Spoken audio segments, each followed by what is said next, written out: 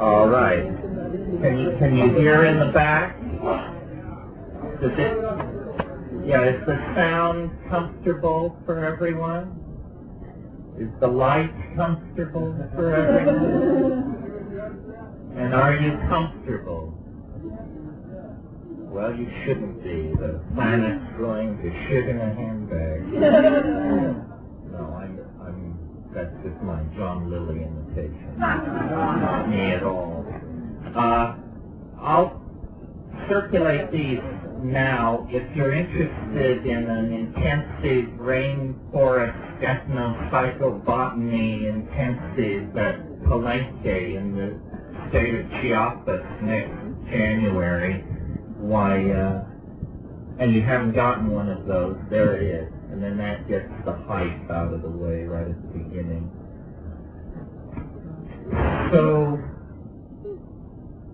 most of you were probably at the talk I gave yesterday. Is that basically safe to assume? Yes. So I thought today I would talk a little bit, and then I think these things are much more interesting for me if they're interactive. And people bring all kinds of agendas to these things. And I don't know whether people want to talk philosophy or recipes. I don't know whether they want to talk politics or, share experiences.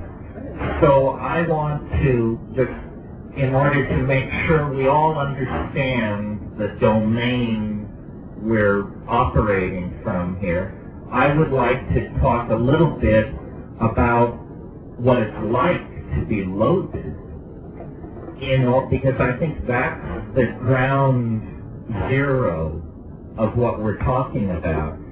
Psychedelics are like any other social phenomena. There are a lot of wannabes. There are a lot of people who are along for the ride. I'm sure the pagan community is no stranger to this phenomenon because there are certain residual spin-offs if you proclaim yourself pagan that are hard to obtain any other way. Similarly for being psychedelic. So, some of you have heard me do this before, but it's a personal thing and yet it's a general thing. My notion of the psychedelic cosmogony, if you want to think of it that way, is it's like a bullseye. It's like a series of concentric circles, and various substances place you in various quadrants of that mandala at various distances from ground zero, which is at the absolute center. And nature in her bounty has provided various coordination points. I mean, there's the cannabis coordination point, the opiate coordination point, the tropanes that were so important in European witchcraft, the solanaceous plants, hyoscyamine, those things. That's a different chemical family and a different group of plant families that these compounds occur in. And I've been at this fairly steadily since 1964, and have tried to do everything with a certain level of attention and reverence, because I think that it's all very fine to go armed with the knowledge of pharmacology, dose response, LD50, and all that. But I think as pagans and magicians, we really understand that the mind can do anything. And there's a horribly frightening little passage in Jung somewhere where he says, the unconscious has 1,000 ways to terminate a life that has become meaningless. Meaning, you'll step in front of a streetcar or something. So, in my lifetime of looking at these things and being interested in many other things as well, heresy, obscure backwaters of art history and literature, peculiar philosophies that rose and fell centuries ago in obscure parts of the world. My theory of life exploration is to run edges, and I've mellowed over the years, but I used to say, if a book isn't 100 years old, you shouldn't read it. If a person isn't dead, you shouldn't worry about them. If they wrote in English, you shouldn't bother with them, so forth and so on. In the course of sorting out as many peculiar and bizarre possibilities as life could offer me in many places, my attitude was always critical. My attitude was always a show-me attitude. I don't believe in faith. I don't believe in belief. My favorite gospel story is the story of the Apostle Thomas, who was not present when Christ came the first time after the resurrection to the upper room. And then later Thomas came to the apostles, and they said, the Master has been here. And he said, you guys have been smoking too much of that red lead. And then Christ came again. But in this conversation with the apostles, Thomas said, unless I put my hand into the wound, I will not believe it. And then time passed, and then Christ came again to the upper room, and he said, Thomas, come forward. Put your hand into the wound. And he did, and then he said, Lord, I am not worthy, so forth and so on. My conclusion about this story is that alone, among all humanity in all times and places, only one person ever touched the incorporeal body of God.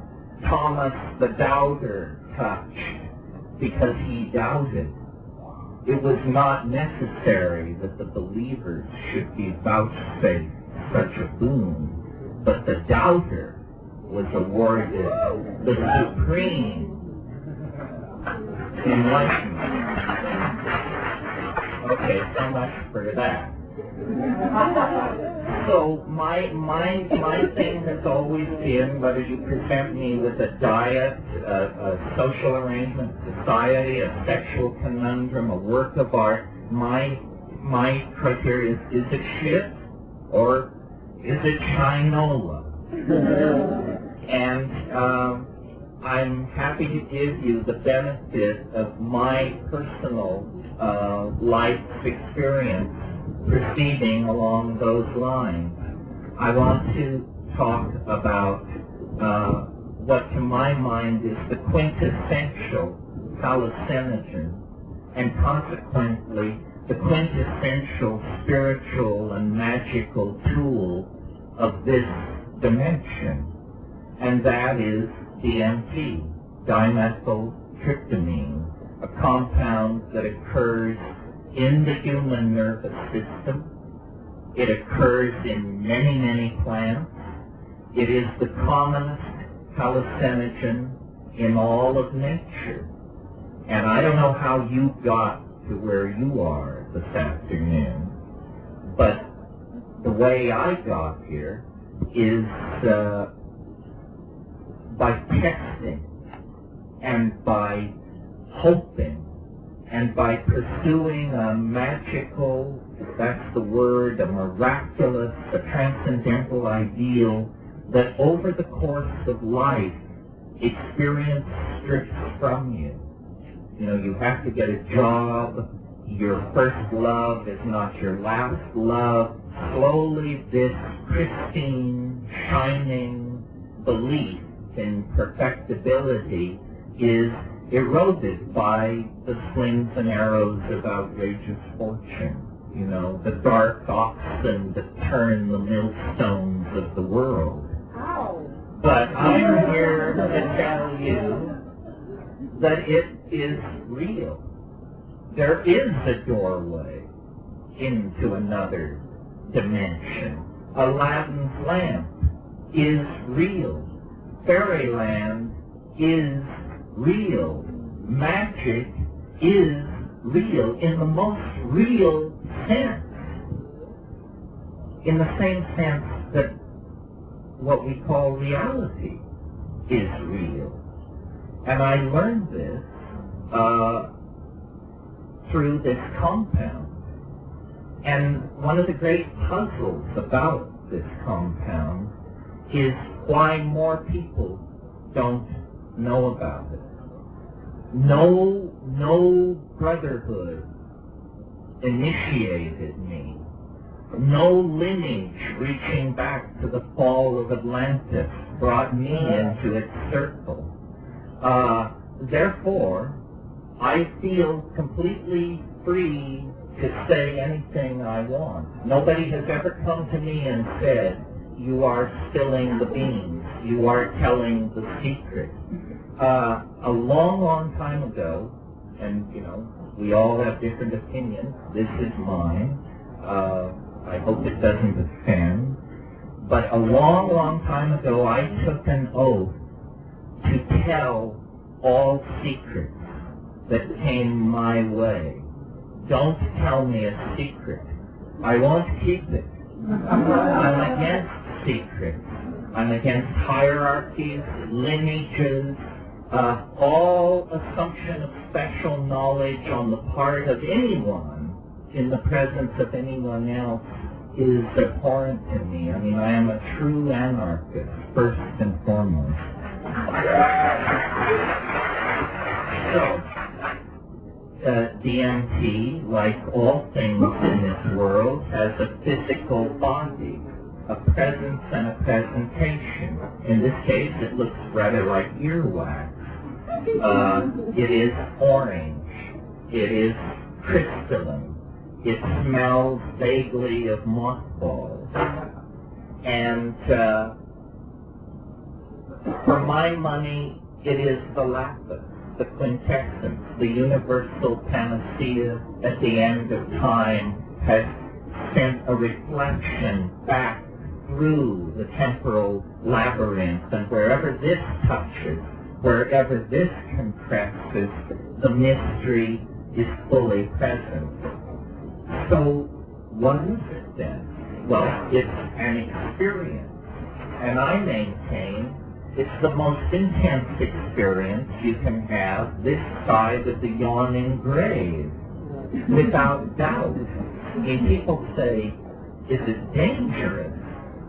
Well, the answer is only if you fear death by astonishment.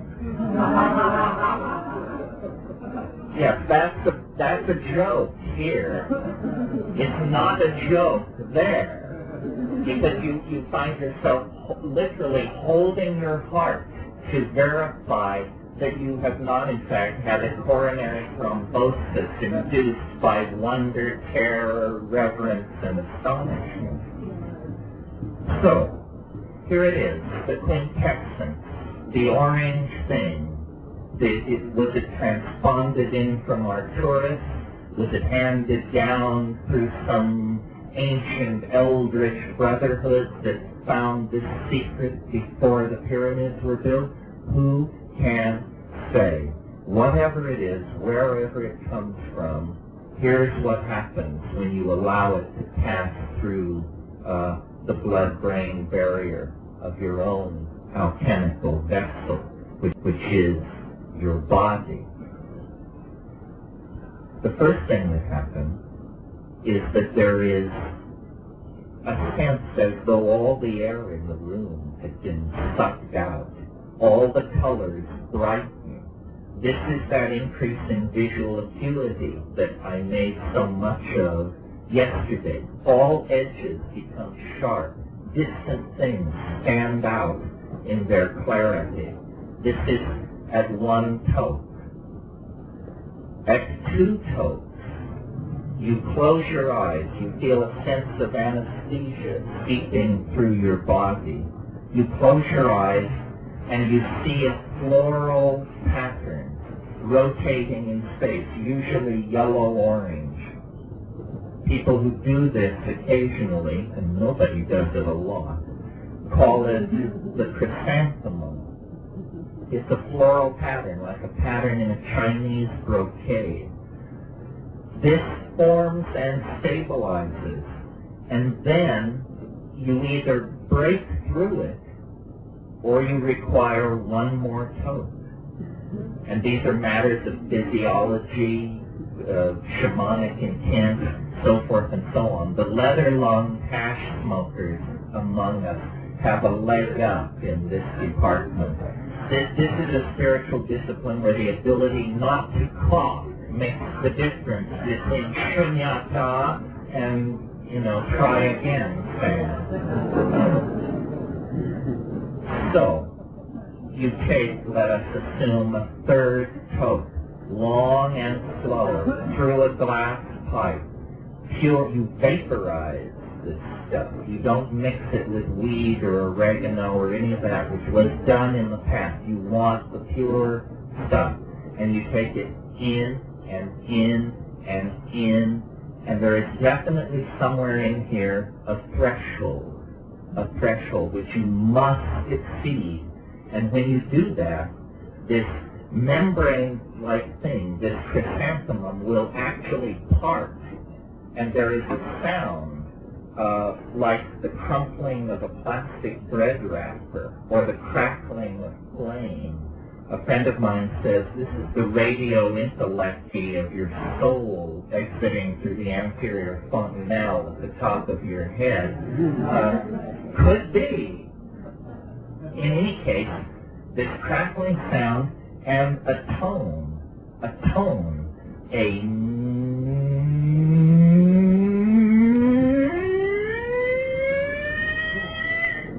and then there's this impression of transition, and you're now 20 seconds deep into this experience. There's an impression of transition. It's as though there were a series of tunnels or chambers that you are tumbling down, being propelled by some kind of muscle behind you that is pushing you. I mean, yes, birth canal, yes, of course. But anyway, a tunnel. And what I've noticed about this tunnel is the walls and ceiling flux and come down to meet each other, and where they touch, they pull apart with a... And then you're propelled into the next space, and then the next, and then the next, and there is this...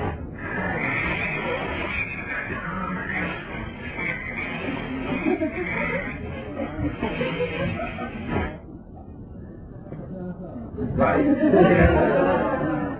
And then you are there.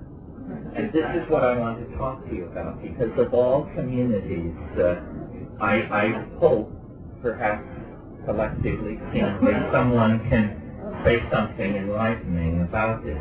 Then you are there, and where is there? It's underground.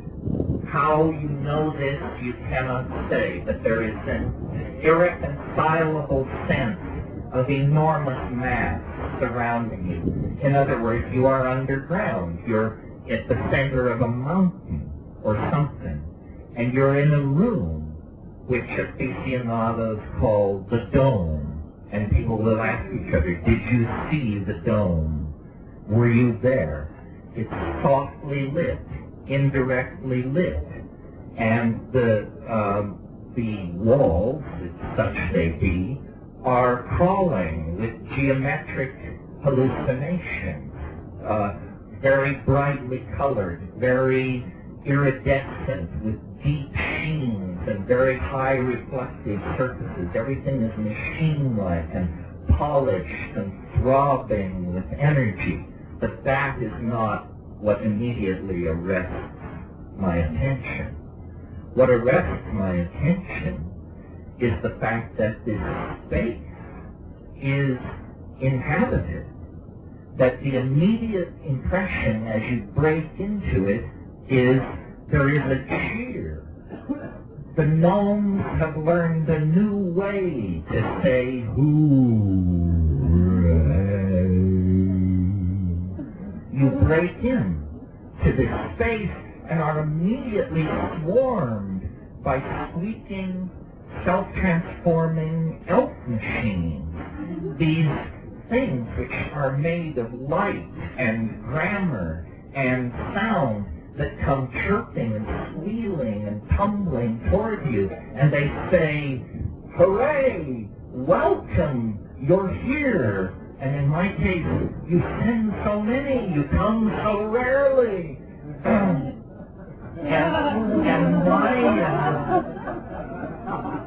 my immediate impression, no matter how many times I do this, and I've done it maybe 30 or 40 times, which isn't a lot in a lifetime of worshiping it, my immediate impression is that they are welcoming. There is something going on which I, over the years, come to call love, L-U-V, not light utility vehicle, but love that is not like eros or not like sexual attraction. I don't know what it's like exactly. It's almost like a physical thing. It's like a glue that pours out into this space. And my immediate impression in there is I'm appalled. I'm appalled at how far I've come. And one of the strange things about DMT is that it does not affect your mind in an ordinary sense, in that, drugs, they make you giggly, they frighten you, they stimulate you, they depress you. DMT does none of this. You go to that place with all your groceries. You're there, and you're there thinking, Jesus H, what is it? What is it? And you're thinking, I must be dead. I've done it this time. Psychedelic mantra, I've done it this time. I must be dead. And so you think heart, yes, heart, pulse, yes. And meanwhile, these things are literally in your face. And what they do is they jump into your chest, and then they jump out again. And what they're doing, and this is the point, I think, what they're doing is they are singing, chanting, speaking in some kind of language that is very bizarre to hear. But what is far more important is that you can see it.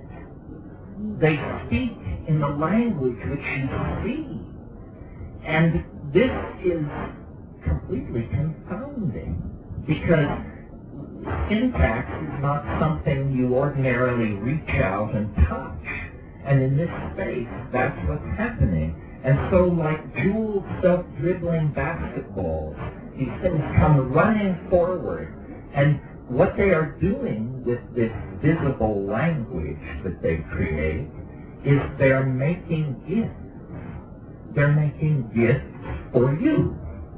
And they will say,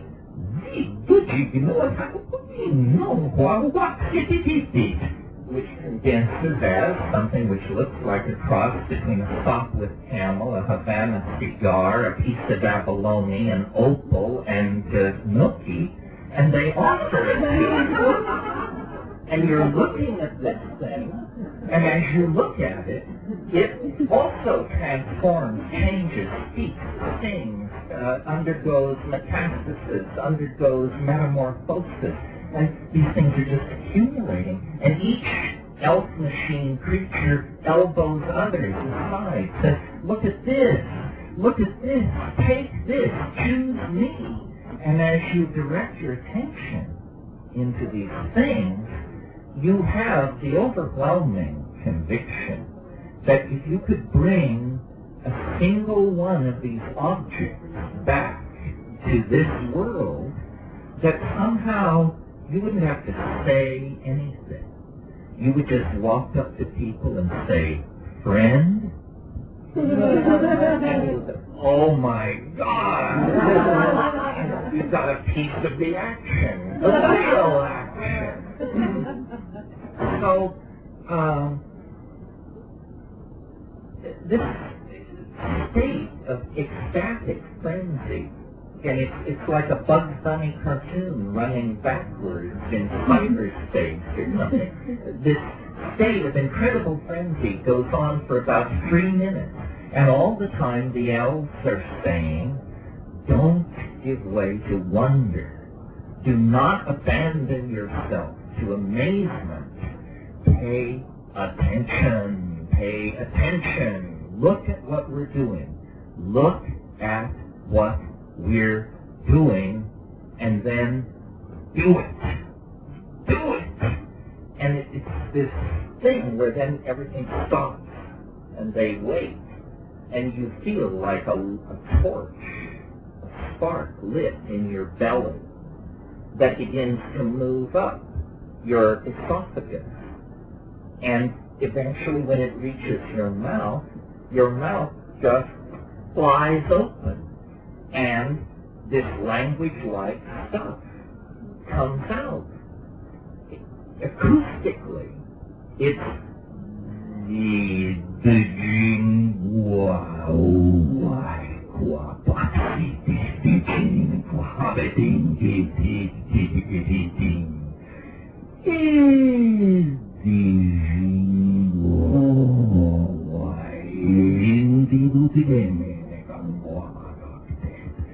but what you're not hearing, the startled friends who sent you to this place are putting up with this. What you're experiencing is a visual modality where these tones are surfaces, shading, colors, insets, jewels. You are making something.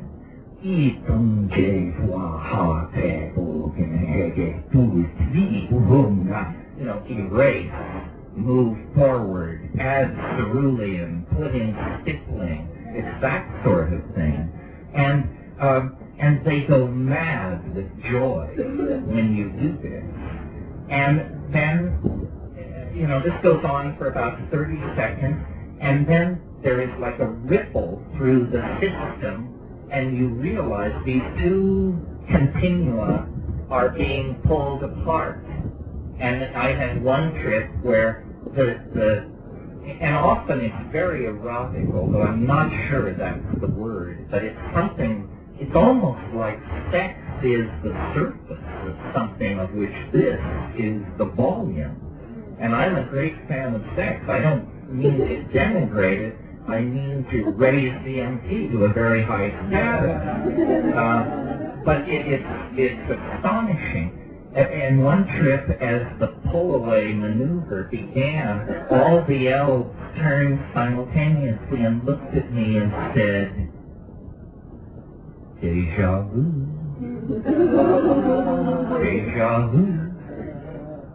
So, this is an experience which in some form, it will be different for each one of you, but in some form, at least what will be similar to my description is how dramatic it will be. It will hit you as hard as it hit me if you do it right.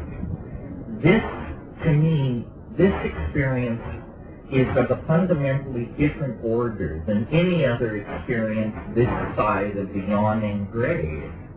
And why religions have not been built around it, why empires have not risen and fallen around the control of its sources, why theology has not enshrined it as its central exhibit for the presence of the other in the human world, I don't know.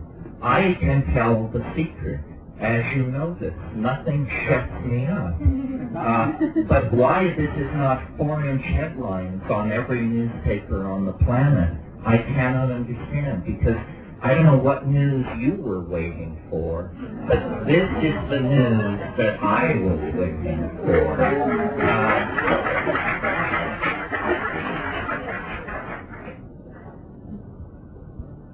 And it's an incredible challenge to human understanding, to try and make sense of this.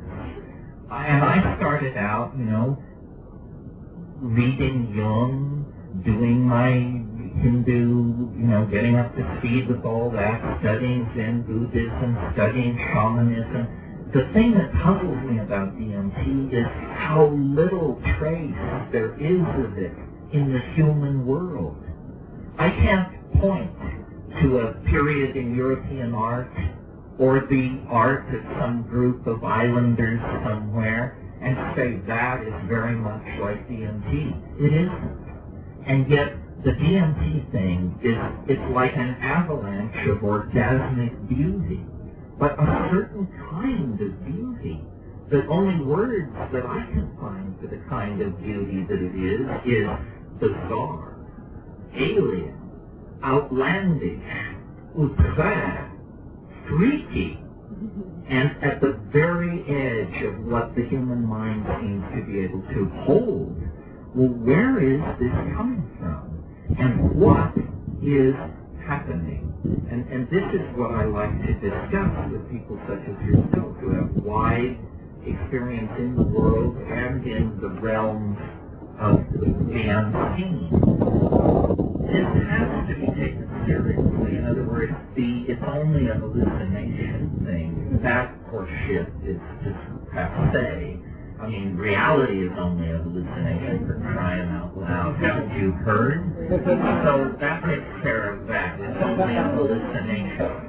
What we've got here, folks, is an intelligent intellect of some sort that is frantic to communicate with human beings for some reason. And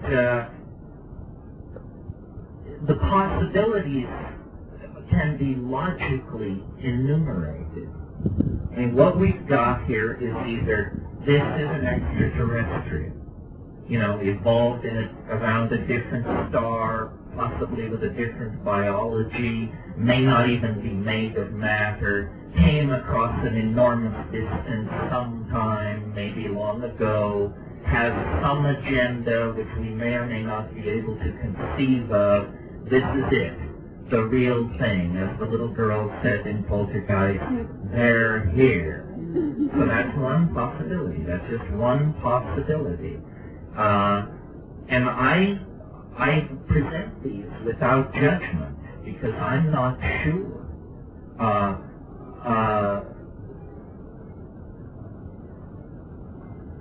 If an extraterrestrial wanted to interact with the human society, and it had ethics that forbade it from landing trillion-ton beryllium ships from the United Nations Plaza.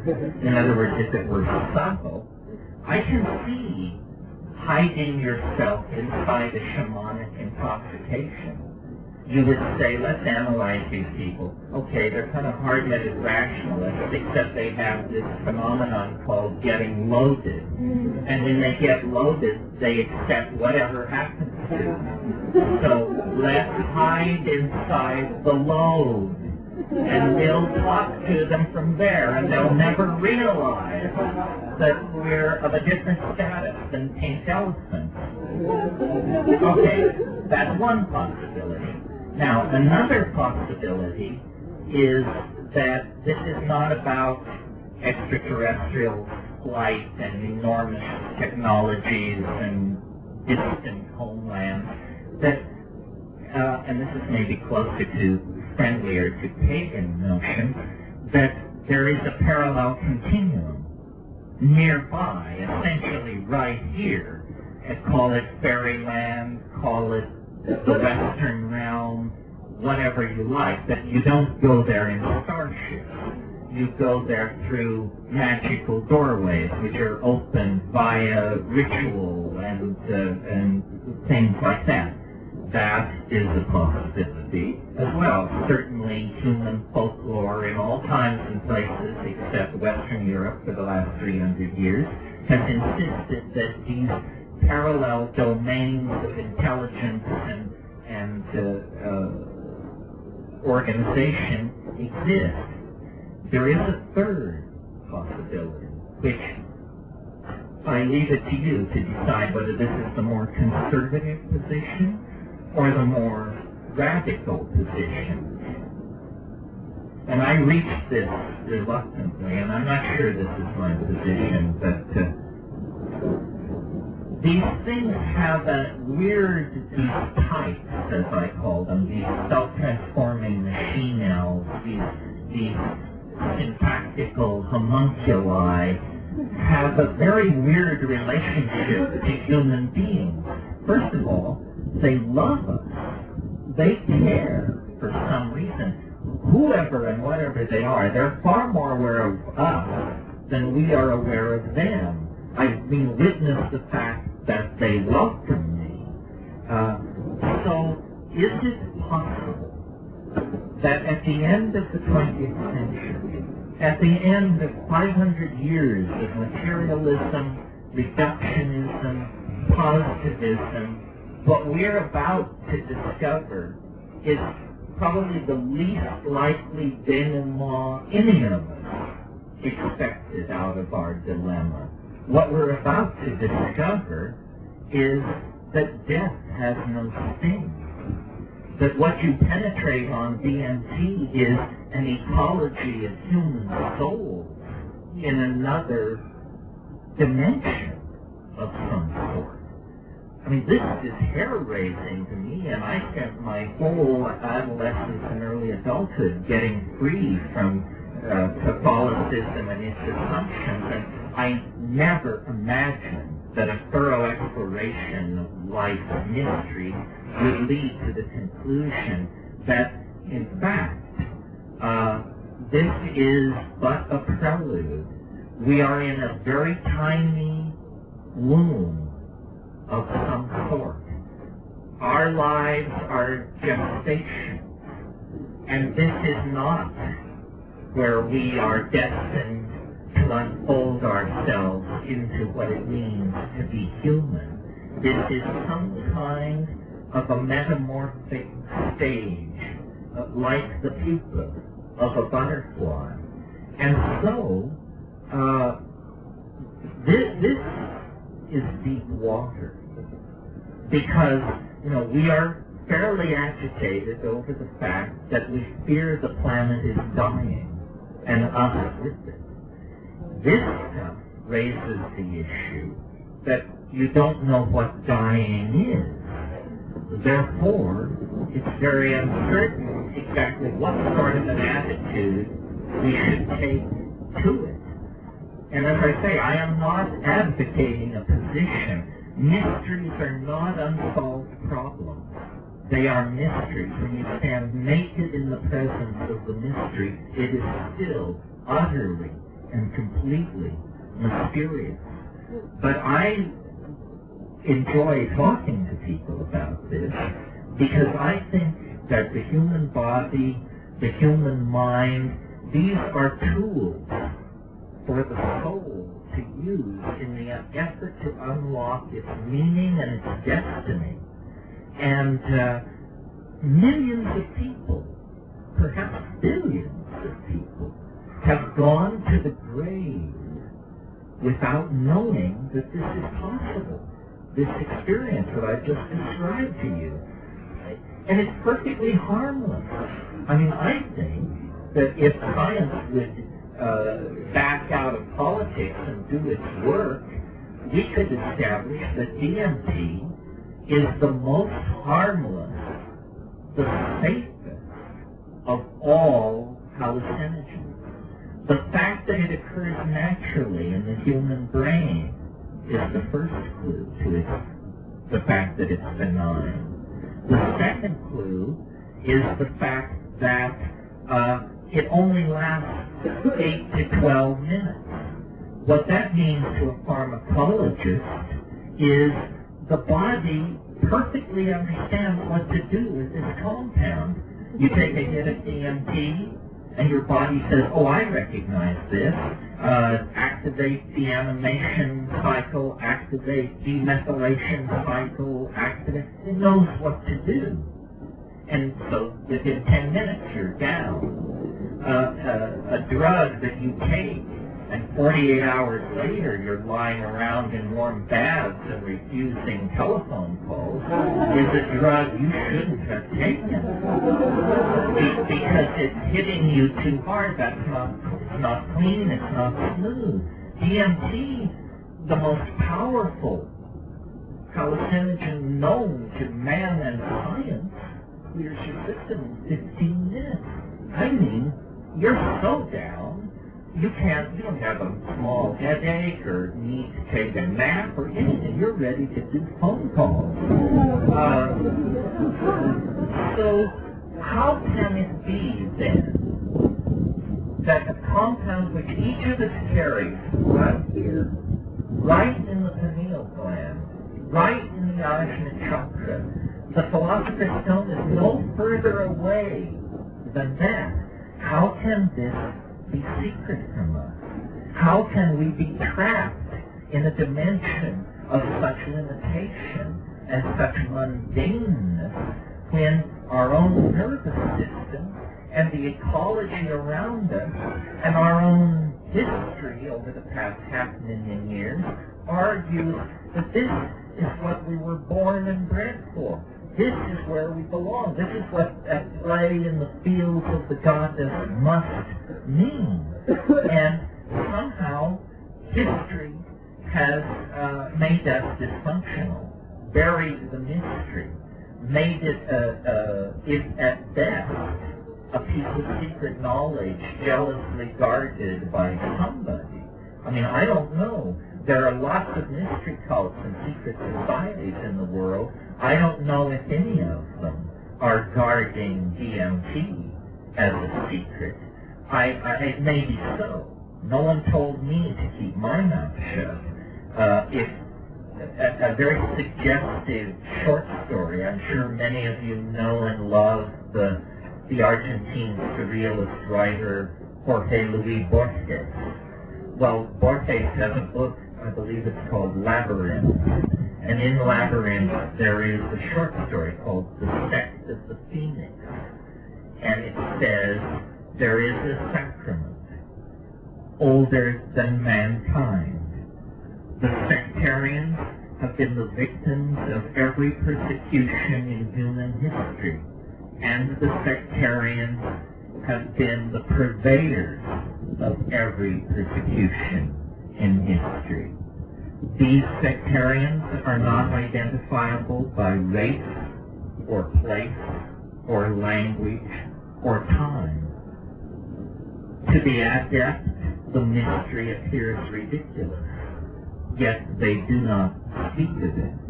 One child can initiate another. It is orange. Ruins are propitious places. Do it in the moonlight, in the at the thresholds of buildings. And that's all it said. It's a page and a half. And it suggests, and see, here's the thing. I mean, I'm not as articulate on this subject as I wish I could be. If this is not the secret that these lineages are guarding, then they're guarding an empty house. This is the secret. It is. It is. It cannot be anything else. It is the Neoplatonic one. It is the transubstantial object, the panis supersubstantialis of the alchemist. And I'm not saying that people have known about this for a long time. DMT is in many plants, as I've said. but spread very thinly. And we don't have historical records of anyone ever concentrating it. I've done the DMT plant preparations of the Amazon, the snuff, and the ayahuasca. And on ayahuasca, if it is heavily laced with the DMT-containing plant, after hours of breath work and drumming alone in the jungle, you can begin to open it up to the place that DMT will carry you to in 45 seconds in an Upper East Side apartment, whether you like it or not.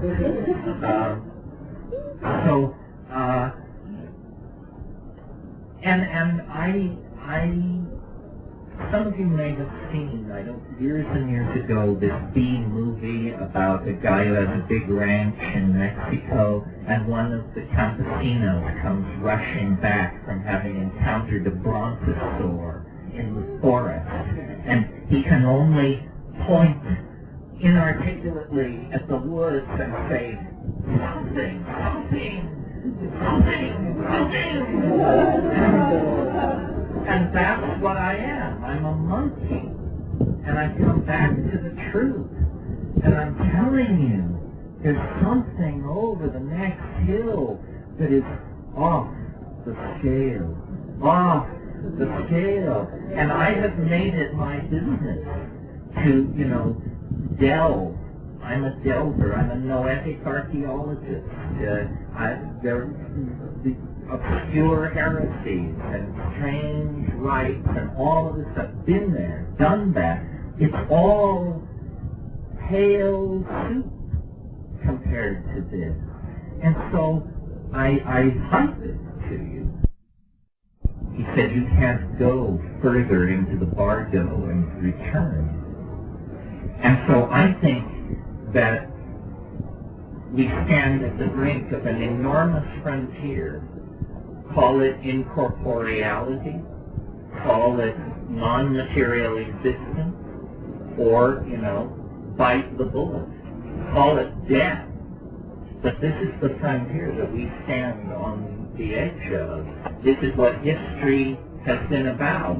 History has been some kind of suicide plot for 15,000 years.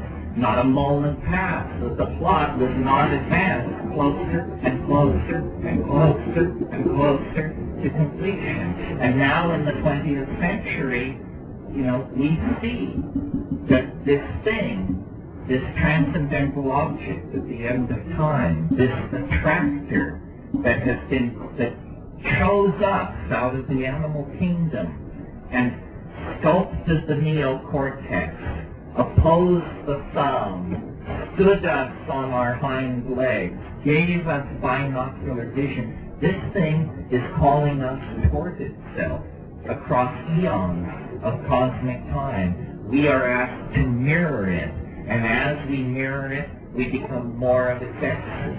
And as we become more of its essence, we leave behind the animal organization that we were cast in the beginning.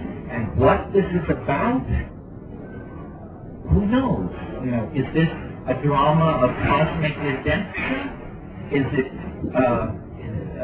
the transcendental other at the end of time? Is it a Gnostic demon? Is it Ildabaoth? What is it? We do not know. But I really believe we are in the era when we will come to know. And what the psychedelics are periscopes in the temporal dimension. If you want to see a little bit into the future, elevate your psychedelic periscope outside of the three-dimensional continuum and peer around. For thousands, if not hundreds of thousands of years, we have been pulled toward this omega point. The Earth is like an egg. It has come to its moment of fructification. The dawn that has been anticipated since we were herding our cattle across the plains of Africa is now upon us. The east is streaked with the blush of rosy dawn. It is coming upon us, and I think that it will redeem history. that history is not a nightmare. It is a passage. It is an initiation. Think of the fetus in the womb at the moment of transition. Surely it must despair. The walls are closing in. It's being crushed and strangled. Gone are the endless amniotic oceans of a few months before, the weightlessness, the effortless delivery of food through the umbilical cord. Suddenly, it's just boundaries and agony and crushing pressure. That's where we are. And we are going to have to shed history like a snake sheds its skin if we want to slip off into hyperspace, where I think all of magical humanity is awaiting us and cheering us on, lending their weight. They're all out there, you know, Proclus and Plotinus and Plato and Hypatia and Henry Cornelius Agrippa, John Dee and Robert Flood and Elias Levy. They're all out there pulling for us. And every shaman and shamanist, every magician, practitioner, as far back in time as you go, was part of the plan, the conjuration, the great work, the distillation of the quintessence. History is a magical invocation. And at the end of that invocation, if it is correctly done, all boundaries will dissolve into the stone, the lapis, a transdimensional vehicle that can move through space and time, that is the collectivity of all human souls, free at last in what we call the divine imagination. And you don't have to wait for the general dispensation. You can join us anytime by hyperspatializing your metaphors and your point of view through psychedelic symbiosis with the plants that are pouring this hyperdimensional Gaian vision into the mind of anyone who will detoxify themselves from history and linear thinking and but open themselves to the presence of the transformative mystery that is going to leave this planet unrecognizable to us within our lifetime. So that's the big spiel.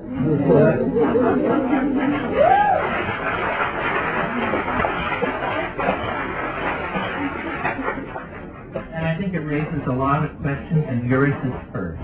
Please, wait, is there a microphone, or was that thoughtfully anticipated? Just repeat it. I'll repeat it. Okay, are there any northern hemisphere Western herbs that would have this that we would have access to? The answer is yes. Yes. Repeat the question. The question is, are there herbs in the temperate zone that contain DMT? And yes, there are certain grasses, Phalaris arundinacea, Phalaris tuberosa. These can be ordered from plant dealers or gotten, ironically enough, from agricultural experiment stations, because these are pasturage grasses. A lot of people are doing wonderful work right now learning how to make DMT preparations out of native plants. The mature Phalaris grass is very diffuse, the DMT. So what people are doing is they're getting the seeds and they're sprouting them in a sprouter. And then they're taking the sprouted seeds and air drying them.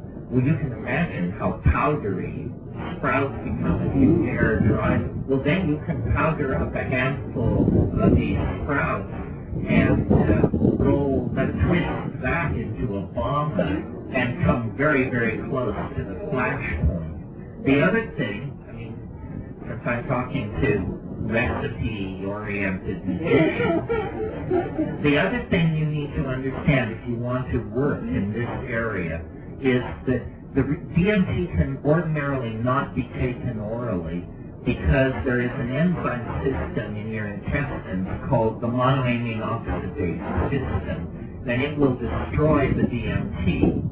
But the good news is there are certain compounds called monoamine oxidase inhibitors. Didn't you know it?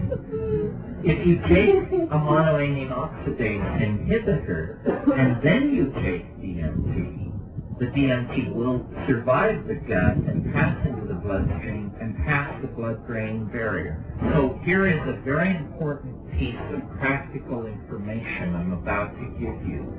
If you want to inhibit your monoamine oxidase in order to make DMT trips longer or mushroom trips longer and more intense, or to activate DMT if you only have a little bit of it, then what you should get are the seeds of Pergamum harmala.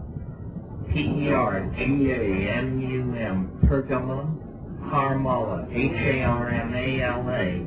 You can either order it under that name from the retailer, or go to an Iranian market and buy what is called Hurmal, H-U-R-M-A-L. This is simply Pergamum harmala seed. They use it as an incense to fumigate rooms. But 2 grams, don't take more. 2 grams of this macerated in a mortar and pestle with spring water taken from a spring at the new moon near a crossroads will inhibit your MAO. It will inhibit your MAO. Consequently, then when you smoke the bomber of Polaris stuff, it will grab on. Or you can even smoke mushrooms then, and they will grab on. So knowing how to inhibit MAO is one of the key techniques in this kind of herbal shamanic magic. Other plants that contain DMT, and here's one you all should be aware of because it's probably right around here, is Desmanthus illinoisensis, Illinois bundleweed. It's a rank weed. I've not seen it except in the dry form, but people have grown hundreds of pounds of this stuff in a few months. And the root bark has the highest concentration of DMT ever measured in any plant. It's higher than the ayahuasca admixtures used in the Amazon. Pardon? In the root, you said? In the root bark. The root bark, which you dry the root and then scrape the bark off, and you'll get this reddish root bark. The red is actually the DMT. Barola trees in the Amazon shed DMT in their sap, and it's always a blood red sap. And to show you how strong it is, the Indians in the Amazon, some of the tribes, they roll their arrow points directly into that sap, and it's a paralytic poison in the bloodstream of monkeys and small animals. So there is a great deal of work is being done right now, and you should, if you're of an experimental and herbal and alchemical and magical bent, people are creating what they call ayahuasca analogs. This is where you use local plants to create a brew which is chemically equivalent to an Amazonian hallucinogen. And of course, you have the satisfaction that it's yours. It's your magical recipe. No one on earth is doing quite what you've got. And it's very, a lot of interesting work is being done, and you'll hear more about this. In fact, Jonathan Ott just wrote a book called Ayahuasca Analogs, in which the state of the art is spelled out, and it would be worth your while to check that out if you're an experimentalist. Yeah.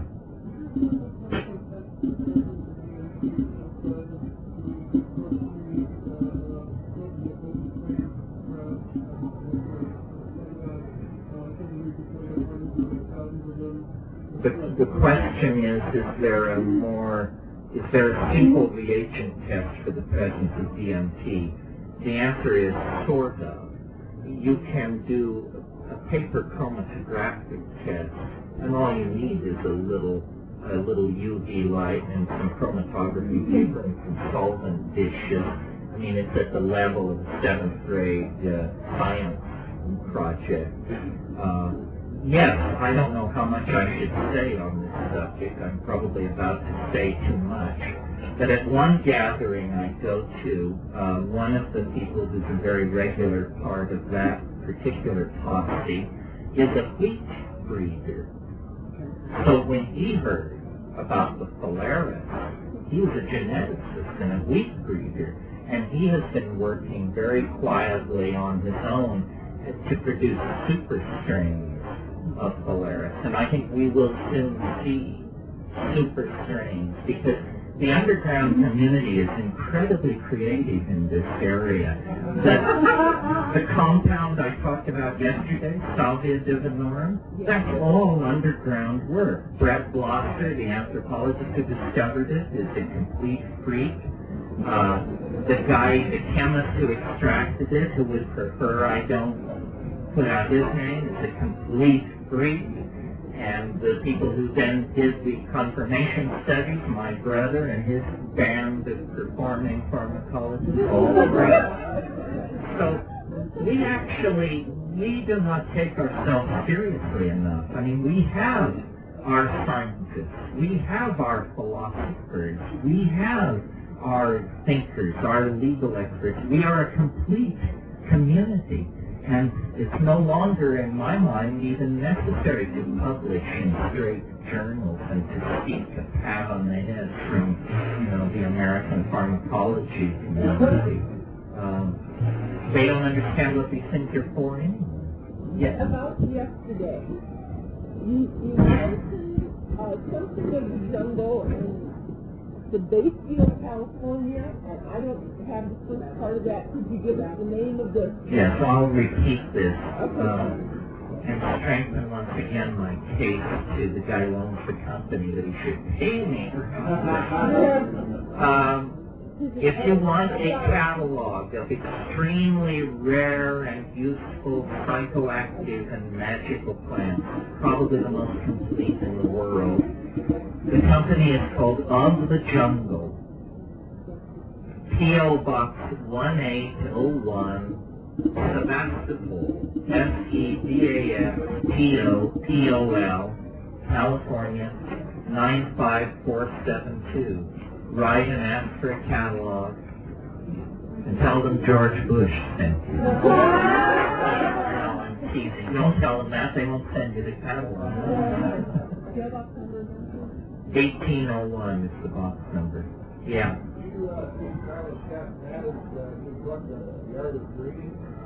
I haven't. I have so much reading to do that I tend to restrict my reading to nonfiction. I think in there something of use, at least metaphorically, for these machine-like thoughts. He talks about maintaining a state of lucid dreaming, then he talks about inorganic beings entering into that lucid dreaming called scopes. And he two times, different kinds of energy. One he calls it crackling energy, and another kind of sizzling energy that you scopes or characteristics of the dream. And they're inorganic beings actually like come in. I have found a very similar description in the fairy tales and Celtic countries by W. Lycott and Glenn. I think it's highly probable that the two would be so close that something wasn't there, regardless of the apparent sexual nature of much of this world.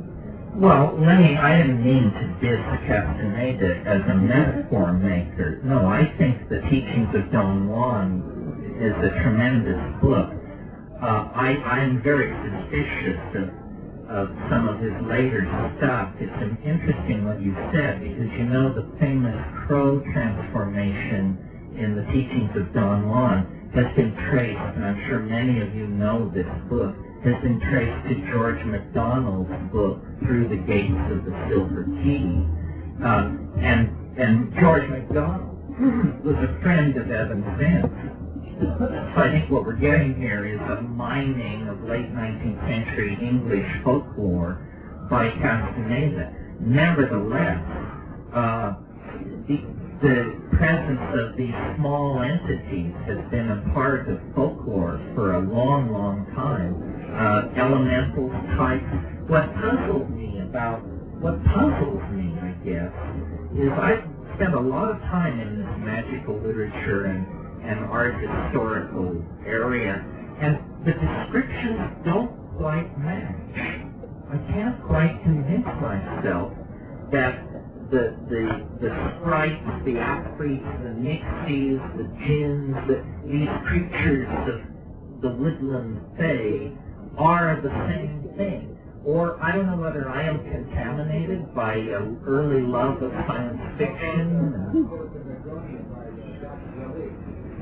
Well, again, close, but no banana. There's all these popular aliens that are running around, you know, the Whitley Street Boys and all these things, are much more mundane than what I encountered. And what I encountered was terrifyingly not human, terrifyingly alien. And I just do not quite get, and Blavatsky was into it, and they're always saying, you know, I don't know, they're very sort of cut and dried about it. And when I encounter an extraterrestrial alien or a creature from another dimension, the main thing that's happening for me is the implications are blowing my mind. They seem totally immune to the implications. Yeah. Scream.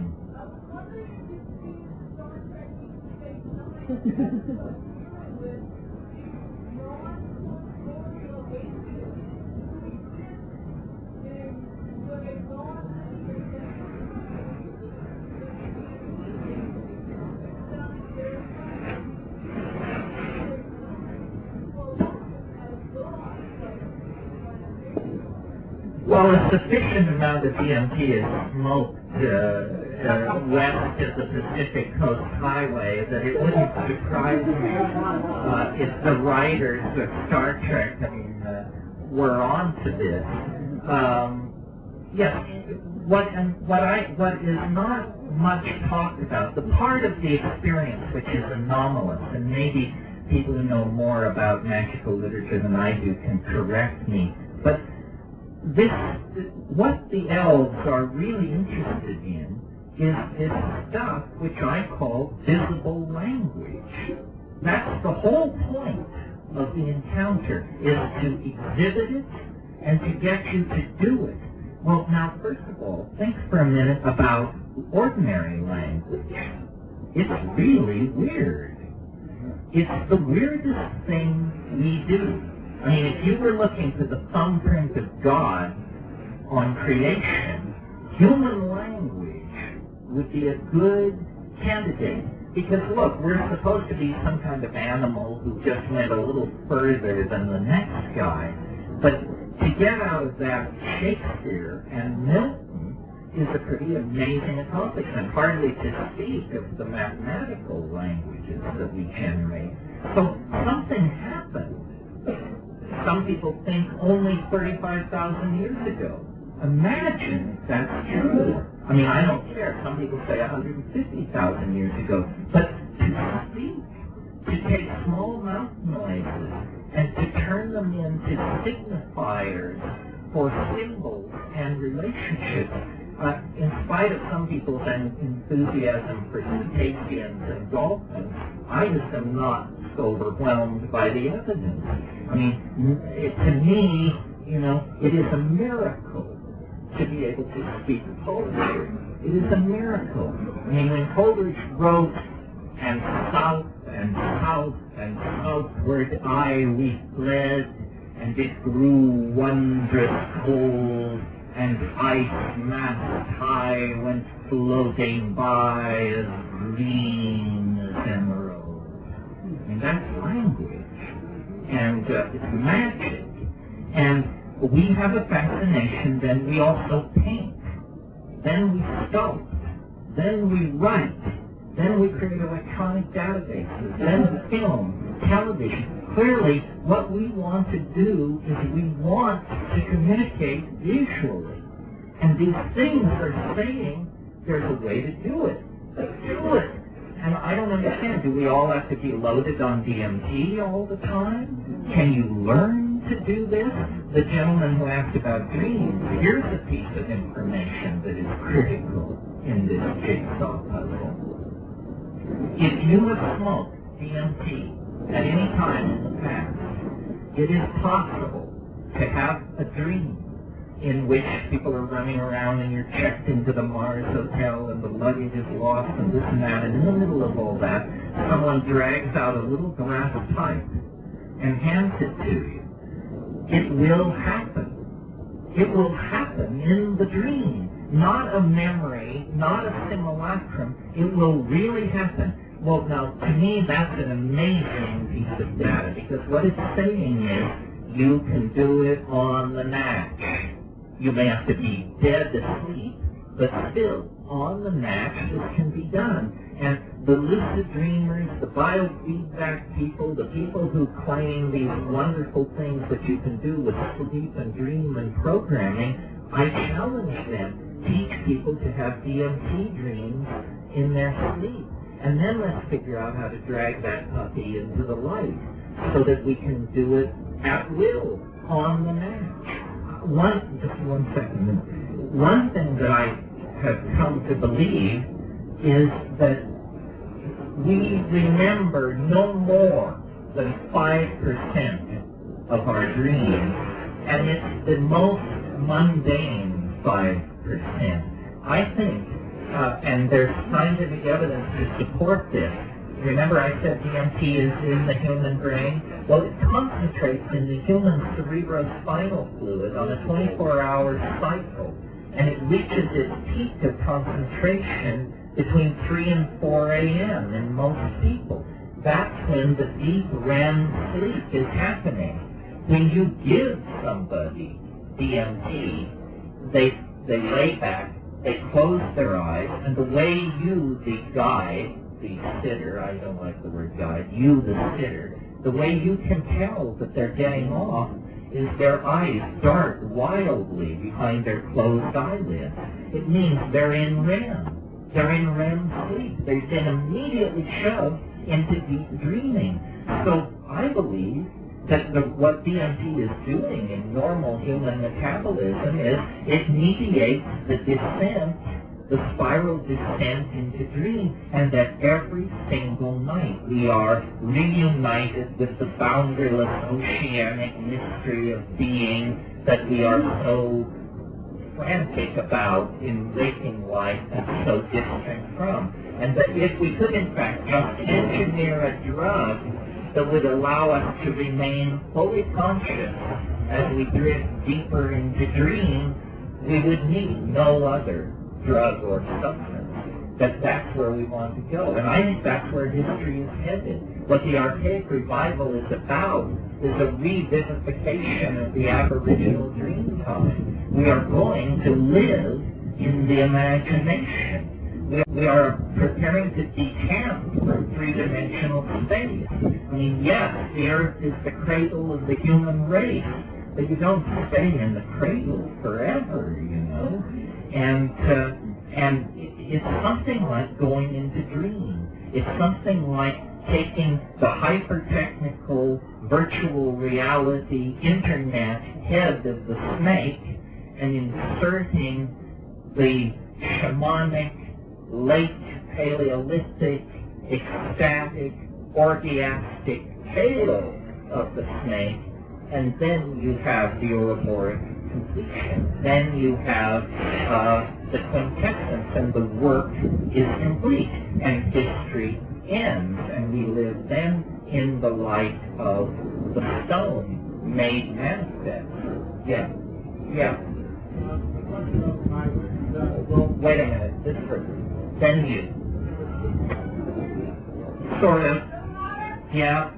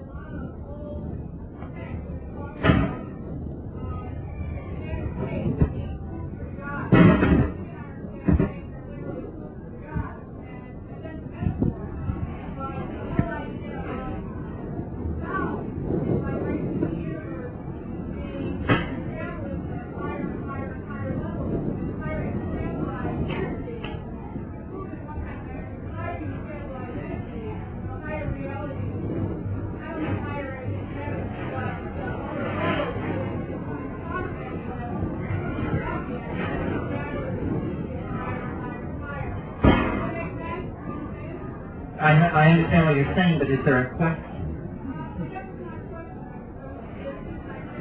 Well, it definitely has something, this mystery that we're talking about, it definitely has something to do with sound and the magical role of sound. Ayahuasca is a sort of different way of sectioning the DMT experience because ayahuasca is orally active, unfolds over hours, is not as dramatic as DMT, but the people who use ayahuasca as a ritual on a weekly basis, what their practice consists of is they take this stuff and then they sing. They sing like crazy. And then when they stop singing and people light a cigarette and take a leak and so forth, and you're listening to these conversations, you hear people say stuff about the shaman like, I like the part with the olive drab and the silver, but when it became magenta and moved toward orange, I thought he was over the top.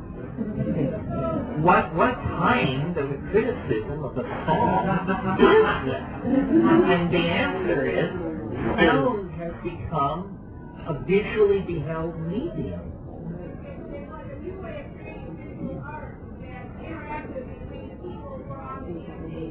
Yes. So the reason I'm interested in something as techno-nerdy as virtual reality is because you could program a virtual reality so that when you went an iridescent blue line would be keyed to that to descend into the space.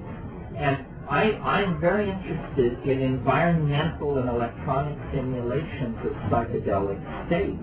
But we're not going to do better than the psychedelics. If we can do as well, it will be a miracle. I mean, you see more beauty in the first wave of psilocybin than the human race has produced in the past 5,000 years. And who are you?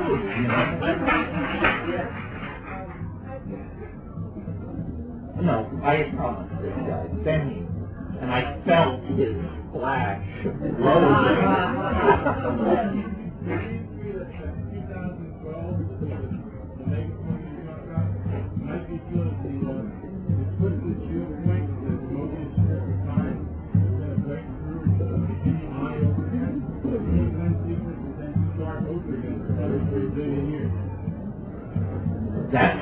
I haven't considered that, but that sounds possible. I mean, we're definitely coming to some enormous cusp, and whether you think it's the cusp of cusps or just a big cusp, it's hard to say. Somebody faxed me. I got a fax right before I came here. I don't know who sent it to me. It was just an anonymous fax, but in huge letters it said, when you strip away the height, it's just another concrescence. Yes. I'm curious to know what the universality of your experience that you described is. That you certainly talk to other people who have taken DMT. Without having told them your experience, are they reporting very, very close to the same thing? It's interesting, and that's a good question. The answer is yes and no. Obviously, there's hardly anything more personal than a psychedelic experience. It is a kind of summation of who you are, and it's viewed through the filters of your personality. Nevertheless, when you put a whole bunch of DMT trips together, certain things seem to emerge. My notion, coming at it from a sort of Jungian attitude, is if we had to say what is the archetype of DMT, the archetype is the circus. It's the circus. And let me say why. First of all, a circus is a place of wild, exotic activity. And clowns are, you don't have a circus without clowns. And clowns are wonderful for children. A circus is a wonderful place for a child. DMT There is something very, very weirdly childlike about it in a very unchildish way. Some of you may know the 52nd fragment of Heraclitus, where he says, the Aeon is a child at play with colored balls. The Aeon is the child that you encounter in the outdome. But the circus has other connotations than simply the three rings and the clown. Eros is present, entwined with Thanatos, in the form of the nearly naked lady in the tiny spangled costume who is working without nets, hanging by her teeth up near the top of the big tent. And personally, my earliest experience of Eros was that lady in the tiny spangled costume. I was so small, I was wrapped up in something and being held, and I was horny as hell. So there's that, and then there is also, radiating off from the central ring, the freak show. The ghost-faced boy, the lady in the bottle, and, the three-toed alligator kid, and all of that, that's there. The wiggy, weird, kinky, strange, alien stuff. And then, if you think about the archetype, not so much of the circus, but of the carnival represents a breakthrough from another dimension. Because you live in some jerkwater town, in some, I almost said Iowa, but it's like normal. And then the carnival comes to town, and children are told, you can't stay out and play, the carny people are in town. And what does it mean? Well, they may fuck differently than we do. They may steal things. They're not like us. They've had more than one marriage, some of them. And then the carnival people are there, and the hoochie-coochie dances and the whole thing, and then they fold it up, and they go away, just like a DMT trip. And every little boy and girl in the world worth their salt wants to join the circus, of course, and go away with the tattooed lady and the tigers and all that.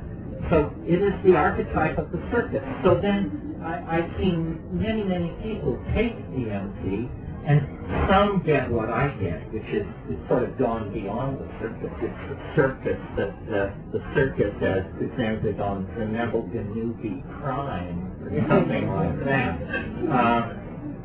But one woman who was an anthropologist who I think got a sub-threshold dose, she had a very interesting trip because it was a light trip, but with no prompting from me. She said, I was at a carnival midway, but it was after hours. There was nobody there, and there were just those ice cream, those square papers for holding ice creamers blowing in the wind and getting caught in chain link fences. It was like a sub-threshold dose.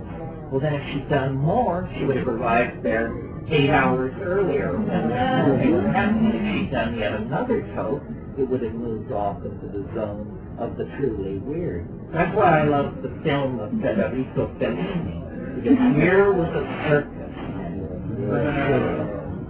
Yeah.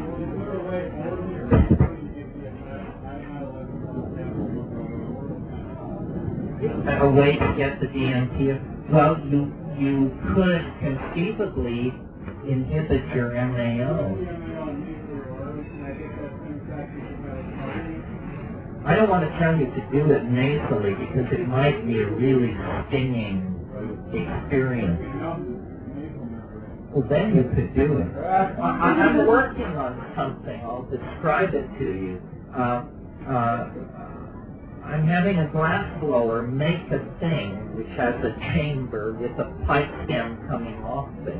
But it has another stem 180 degrees around the chamber coming off it that breaks into two prongs. And what you do is you heat the DMT, you insert the two prongs up your nose, and you have a friend blow on the other outlet, and it will force the entire contents of the vessel, the entire load of white smoke.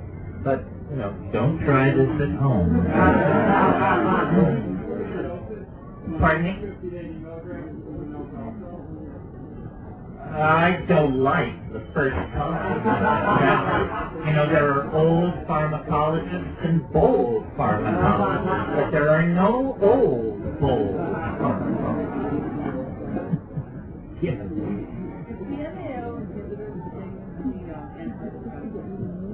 There are antidepressants that are MAO inhibitors, that's right, but I wouldn't use them for this purpose because what you want is what's called a reversible MAO inhibitor. And harmine, or harmaline, which is in the Syrian root, is a reversible MAO inhibitor, reversible in 4 to 6 hours. Some of these antidepressants inhibit every molecule of MAO in your body for up to 3 weeks. And that's why when they give you those antidepressants, they tell you the long list of don'ts, you know, no chocolate, no red wine, no soft cheese, no lentils, no this. That's a list of alkaloid-containing foods. And if you are on those monoamine oxidase inhibiting antidepressants and you eat a bunch of camembert with your yuppie friends, you'll probably have to be roped down for a while before you straighten out. Yeah. How does DMT experience compare to those you've had on what substances which might be familiar to some of us, like psychedelic mushrooms and LSD? He said, how does DMT compare to more familiar psychedelics like mushrooms and LSD? Let me say this about mushrooms. I mean, mushrooms are my thing. I mean, they enlightened me, they straightened me out, they love me. But the way to do mushrooms is the very first move, if you're interested in mushrooms, is, for God's sake, buy a scale. Buy a scale. I mean, you wouldn't think that this would be considered such an exotic suggestion to people who are going to put their bodies and minds on the line, because people don't take enough. People do not take enough mushrooms. They take this amount and then they claim that they're initiated. You must take a measured 5 dried grams on an empty stomach. Measured. And when you see what that is, you'll realize that, you know, you weren't even camped in the atrium, you were camped in the driveway. And mushrooms in some ways, I mean, DMT is the most terrifying and astonishing thing in the universe. But it's very hard to know what to do with it. Psilocybin is your friend. It wants to teach. It will take you by the hand and forgive you and lead you and be with you. And it speaks. This is the amazing thing. And you're hearing this from, you know, somebody who graduated from Heidegger and F.H. Bradley. It speaks. No other psychedelic does that, in my experience. Occasionally, a phrase will pop into your head on another substance that is like a gift, an aphorism. But I mean, psilocybin raves. It raves. And it has positions. I mean, you may not like psilocybin as a person, because it is not. The astonishing thing about the psilocybin entity, to my mind, and I get good confirmation of this, is it is not very earthly. I mean, it wants to show you machines the size of Manhattan in orbit around alien stars. It wants to talk about the sweep through of the which happened before the Earth cooled, and it, has seen the empires of the Raw out at the rim and all the rest of it. And it's very puzzling, this cosmic galactarian tone, because then you switch over to ayahuasca, which is literally just a twist of the molecule, just tiniest tweaking of the molecule, and suddenly it's about childbirth, rivers, the land, the feminine, looking inside your body, curing diseases, feeling, telepathy, communication. It could hardly be more different, and yet chemically these things are like two sides of the same coin. So just to sum this up and put a kind of a classifier on it, I am not very interested in drugs per se. I've done a lot of them, bad ones, good ones, and people do drugs for fun and for stupid reasons and isn't. But there is this tiny chemical family, the tryptamine hallucinogens, psilocybin and DMT, and then some artificial coachingers, and 5-methoxy is in there too, which I'm not that fond of. But this is the doorway, is the umbilicus of this world. These are things which are called drugs, because that's the category we have for things which make the world unrecognizable. But these are not drugs.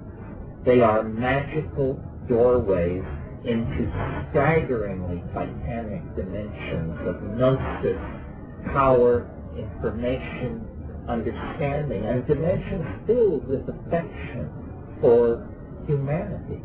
So people say, well, you think drugs should be legalized. Yeah, but that's a political opinion of Terence McKenna, who's just a guy like you. But this stuff about the tryptamine is a real discovery. And you can think what you like about me and my take on it. In fact, please do. But check it out. Check it out. Because I've checked out lots of stuff, and this is the only thing I'm interested in telling you. Check it out. Yeah. Well, granted that at the time, Cincinnati was a myth that didn't manifest. 10 years later, I still grew up in like psychedelic abundance. But we had heard all about DMT and sort of stuff, STP, but no one ever saw it. How come? I mean, I didn't live, I'm not from... No, I don't understand that. The answer to that question is it's magical. It is a secret which keeps itself. I mean, here I am. There are 200 people here, whatever, and I do this all the time. And I have not, so far as I can tell, been able to launch an avalanche of DMT. Drug experiences. I've had some amount of success with it. If anybody who's done DMT would want to try it, I can run you through the technique. Have you done DMT? No. I'd be interested. I'm very, I urge you to it, but I'm very skeptical. Yeah. And mind machines, too. I mean, I've done them all, and, 10 minutes of it, and you're lying there thinking, God, I wish to go smoke a joint.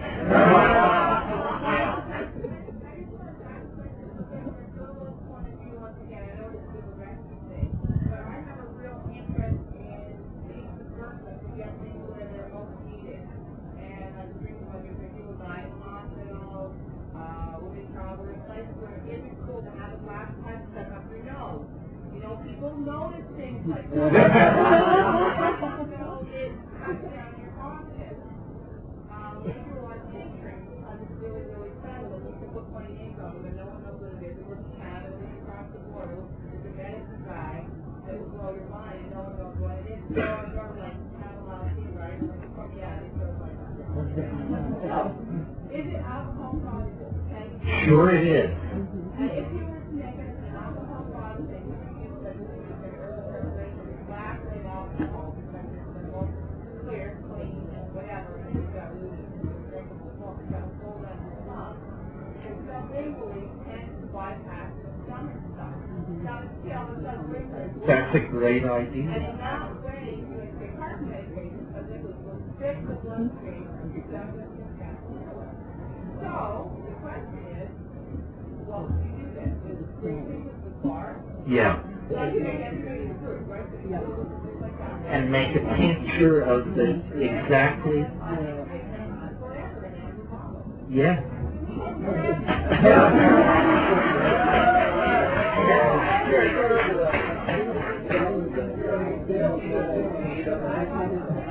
See this lady. Well, that would be really a witness, just so you know what you're going to say. No, but if you concentrated into DMT, then DMT is against the law. Well, but this against the law thing, let me talk a minute about that. How can it be against the law if you have it in every brain walking around? No, I just mean logistically, if you want to sell for the mail, you're putting yourself at great legal risk. You're putting yourself at great legal risk. But however, see, things like psilocybin and DMT, the reason they're illegal is because there was panic in California in '66. The California Assembly ran through an anti-drug law in which all these things were named, but no medical or scientific data was offered to show there was anything wrong with them. Basically, they were guilty as charged because they caused hallucination. Well, then, about 3 months later, the feds decided there needed to be a federal anti-hallucinogen law, and they simply imported the California statute directly into federal law. So it is conceivable that if one had enough money, and it takes a lot of money, you could force a reexamination of the drug laws by simply saying, number one, there is no scientific evidence that there's anything wrong with DMT. Number two, there's plenty of scientific evidence that DMT occurs normally in human metabolism, and how, therefore, can it be kept illegal? But it takes...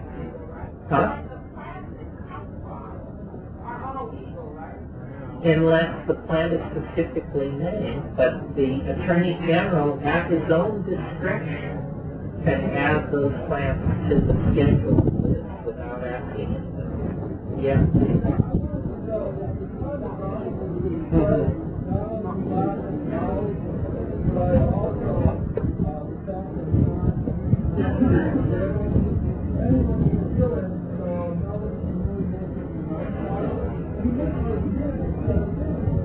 No, well, it's economically driven. I mean, if you had DMT, you could sell a mountain of it. You don't get many repeat customers. Because if you sell somebody a gram, that's 20 hits. Most people set half of it aside for their great-grandchildren. This is not a drug of abuse. Let me point that out to you. It's sort of a drug of anti-abuse. I know people who say, you ask them, what's your favorite drug? Oh, DMT, I love it, love it. Say, well, when did you do it last? Well, I was 68. I'm still processing, yeah.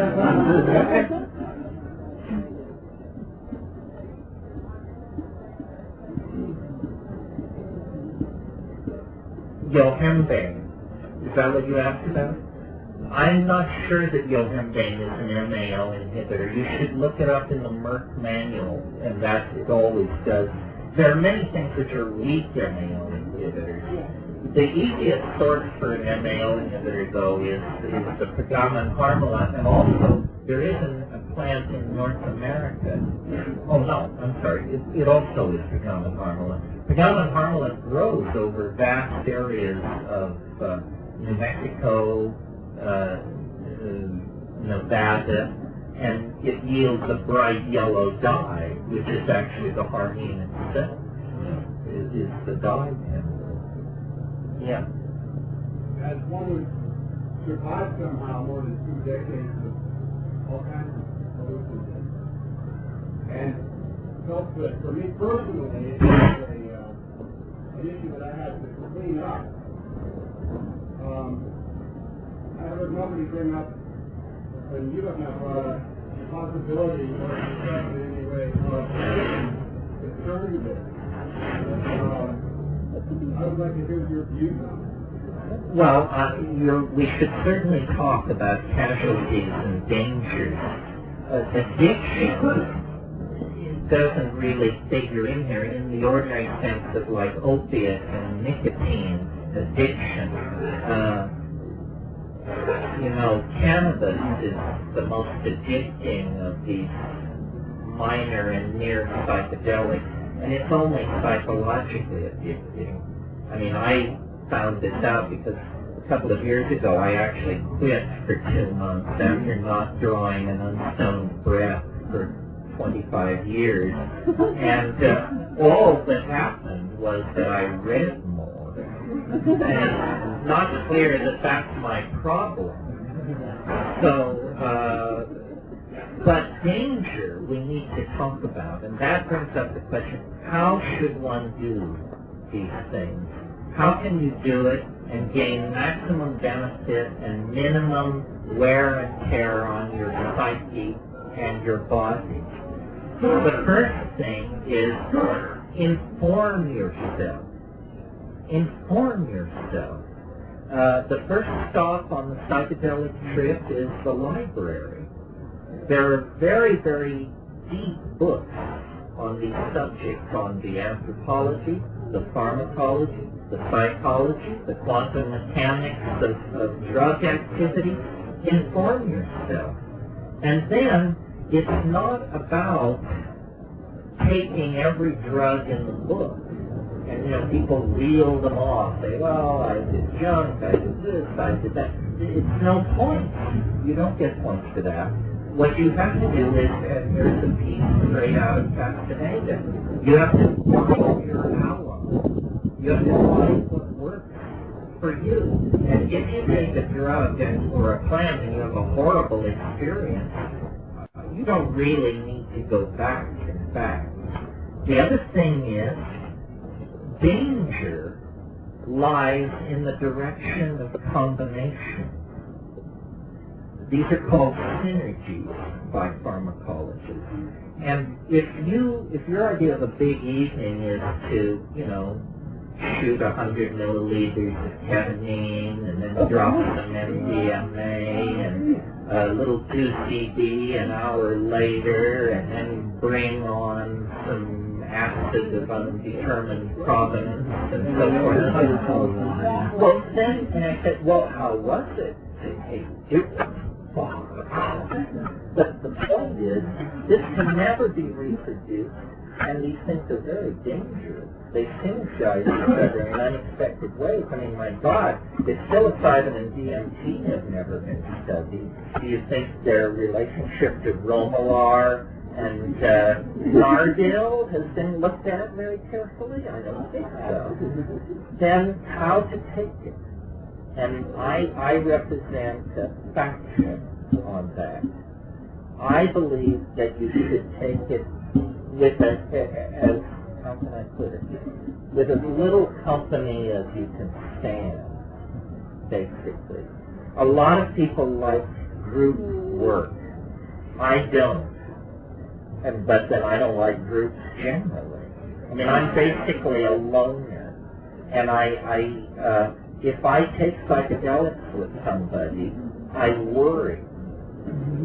I worry about them.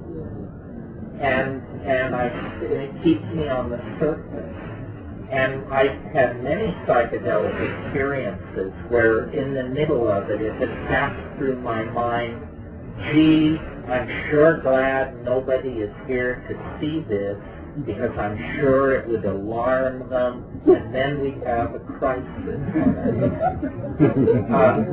So my style, I mean, I'll take anything in a low dose and hang out if something interesting is going on. But the serious stuff goes on in darkness, in silence, and that people go through the roof. They mean you don't even listen to music?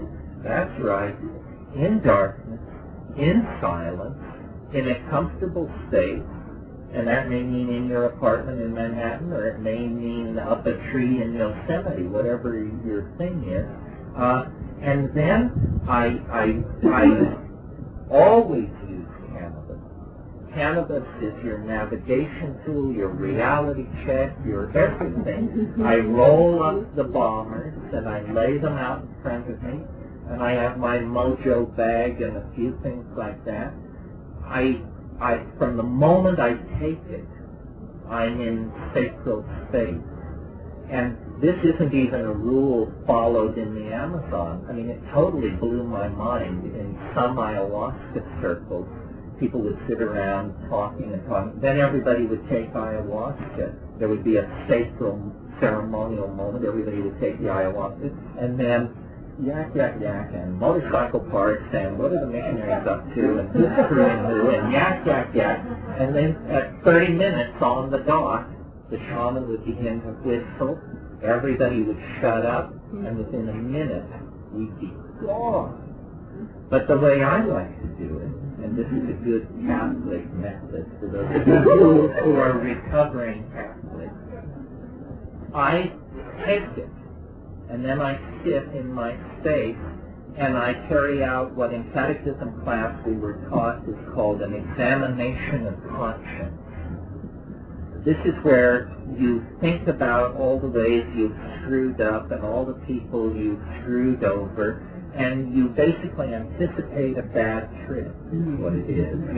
You work to say, what is the worst thing that could happen to me on this trip based on my current state of my psyche and my relationships with other people? Well, by the time this stuff actually begins to work, you've dealt with it. And you know, some people say they take mushrooms and within 20 minutes we were tripping hard. I don't understand what that's about. It takes an hour and 20 minutes on the dot. It always has. I don't expect it to ever come faster. And I get into a kind of a zone where it's like it's nibbling at the edges. It's not quite manifest. And then I smoke the first bomber. And usually that brings it in. And I speak to it. I invoke it, I suppose.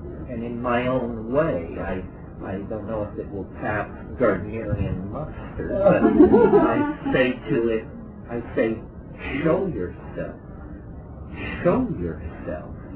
And it's very, at that point, it's very erotic.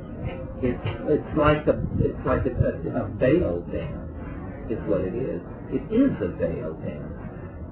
The girlfriend in the other dimension, the mushroom, once I said to her, I said, what should I call you? And she said, call me Dorothy.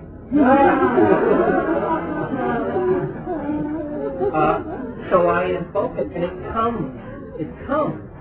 And then we're off. And sometimes it's easy and loving, and sometimes it's different. I remember one very epic trip I had where I had tossed out a big compost file from growing mushrooms years ago in another country. Actually, it was a past life, I'm now recalling. But anyway, I tossed out this stuff, and this thing grew this humongous mushroom. And I had taken mushrooms the previous Saturday. I had taken a full dose, which is 5 dry grams. So I thought, I want to take mushrooms again this Saturday, but I think I may have picked up a tolerance. So I'll just take 9 grams with this. And this is where the learning takes place. Mistakes. Treasure your mistakes. So the thing, it's like I'm sitting there and suddenly I realize, oh my God, it's coming at me. It's 100 miles wide, it's 10 miles high, and it's just rolling toward me. And I barely have time to lay down. That's how fast it, and a voice says, Yes. Now. Prepare, the storm is about to hit the beach. And I laid down, and it was like a tornado hitting. And at one point I opened my eyes, and there was this woman in a full bondage jacket with, piercings and rubber panties and the whole thing. And I was lying there between her legs. She was standing upright, and she put her face right down next to mine, and she said, "Is it strong enough for you, asshole?" To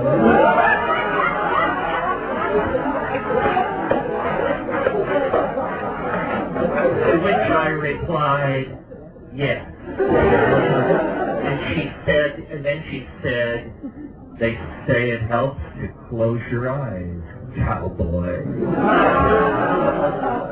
And I later, in thinking about that trip, I realized the reason the mushroom addressed me as cowboy is because that's most people mushrooms have met have been cowboys and cowgirls, because they're the people who follow the cows.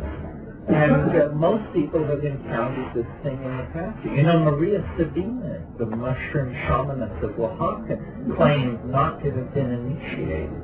She claimed that as a child left to watch the sheep and the cows, she had been hungry and had gotten into eating mushrooms.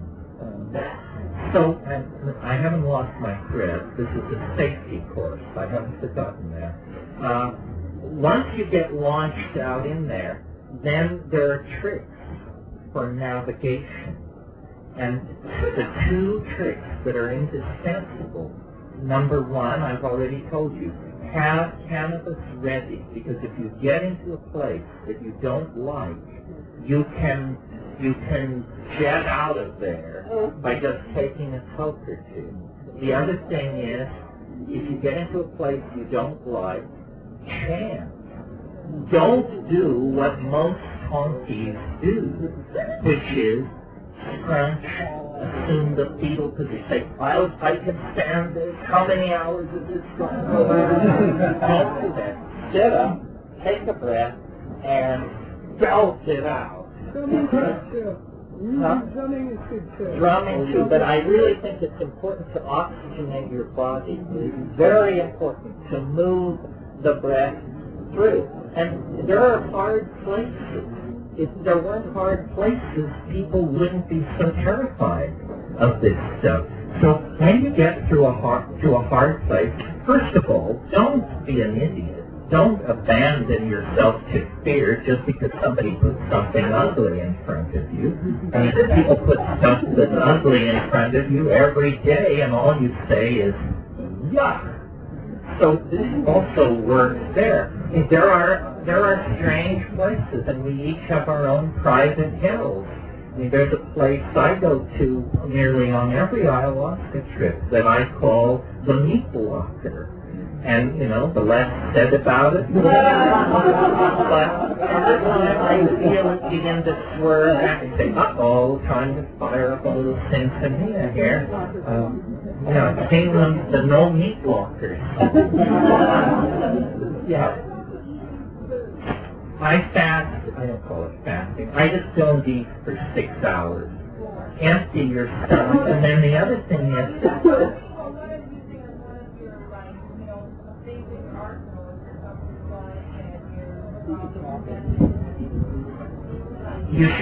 your stomach should be empty. Well, throughout, and then at the end of the way I do it is I usually start about 8 at night. I'm alone always, and I go till 1, and by 1, it's over. And then what I do is I eat a bowl of granola or something like that. Don't sleep on an empty stomach. Don't, because then you'll wake up the next morning raw and rocky, and it's not that the mushroom did that, it's that you slept with a protein dip. So then eat your favorite food at the end of the trip.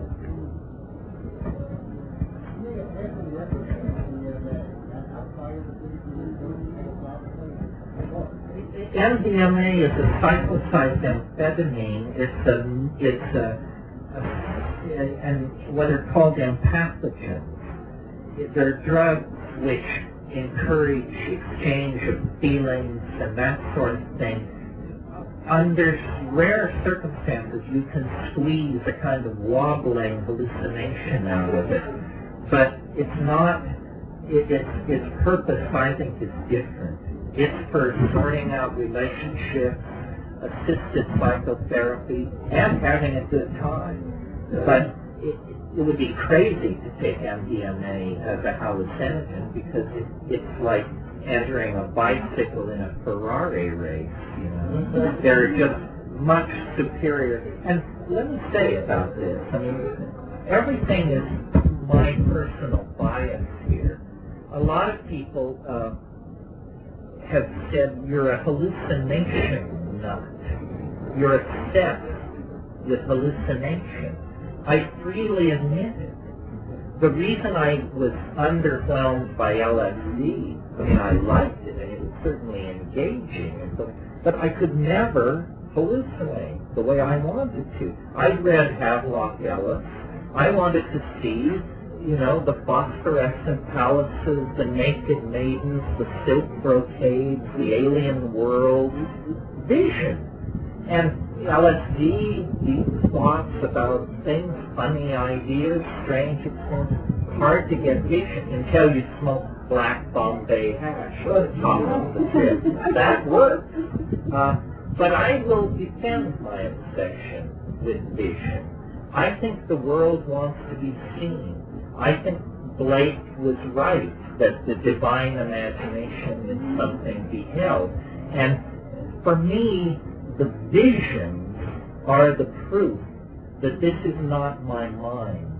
And the visions are the proof that this is not simply chemical chaos in the nervous system. I mean, how could chemical chaos give you something as breathtakingly beautiful and as ordered as the Sistine Chapel or the World Trade Center? I mean, the hallucinations are extraordinarily ordered and beautiful. And I think that this is the proof that we are reaching beyond the confines of the human personality and even the human species. That this information, don't ask me how, is somehow holographically deployed throughout space, and you tune it in. You tune it in. And it's, so I care about visions, and if a drug doesn't cause visions, I tend to put it lower on my list. I smoke a lot of cannabis. I think, that's why I do cannabis. I think on it. And I think several hours a day when I'm able to. But the visual thing is for me to be in the presence of the mystery, is to be in the presence of the hallucination. To me, the word hallucination has no connotation of illusion. It comes from a Greek root, and what it means is to wander in the mind. That's what hallucination is. It's a wandering in the mind. Yeah. Here's what the doses of LSD you took that you didn't have hallucinations? Well, I took all kinds of doses. What dose of LSD did I take?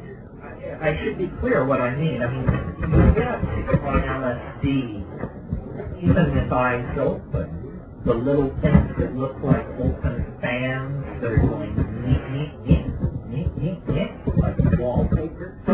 But LSD never gave me these architectural, it lacked meaning. I couldn't just, the LSD hallucinations looked to me like something in the optic nerve, not in the mind. They were more like ripples and concentric circles and flashes of light. But what you see on psilocybin are cities, spaces, palaces, machines, the stuff of cognitive process that is most expressed. Okay. Yeah. Is it theoretically possible to develop your consciousness level to the point that you can go there without the drug? I grant the possibility, but in my heart of hearts, I don't think so. The question is, can you get there on the match? And I get lots of resistance because I'm willing to say just flat out, hell no. And, people are shocked that yoga and flagellation and being touched by Babaji and whatever. I don't know. I tried it all.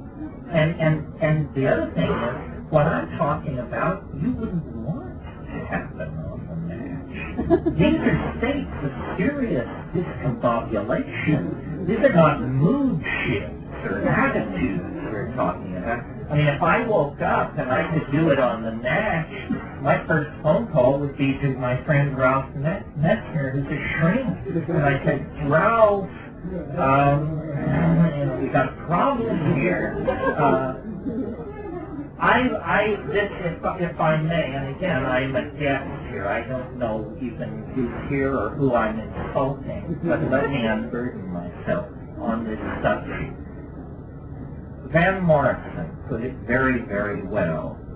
No guru, no method, no teacher, just you and me and Mother Nature in the garden. In the garden, wet with rain. I think all religion is a con game. I think that all esoterica is a con game. I think that the real secrets are self-protecting, and that seeking is the way to find.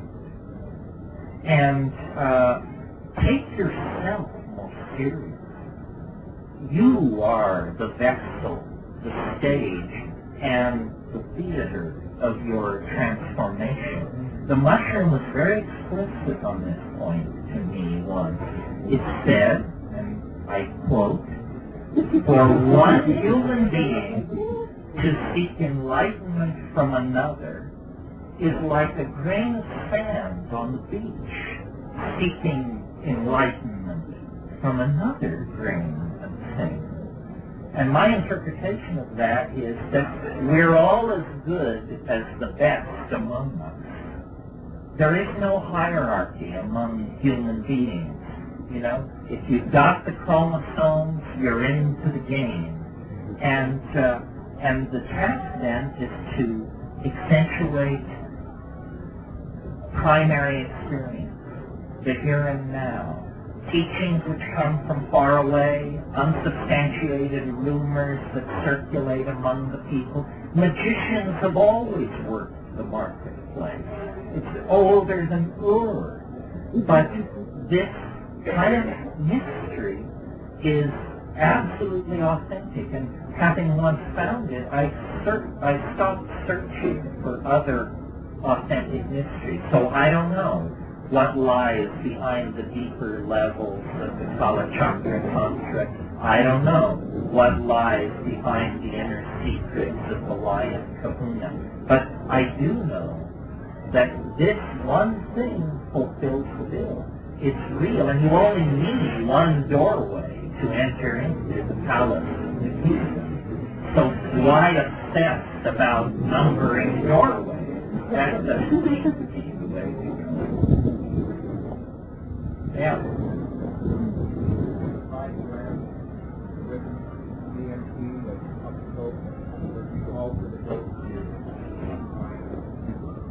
I'm not sure I understand the question.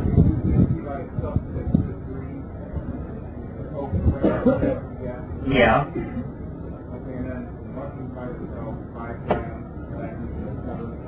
Right.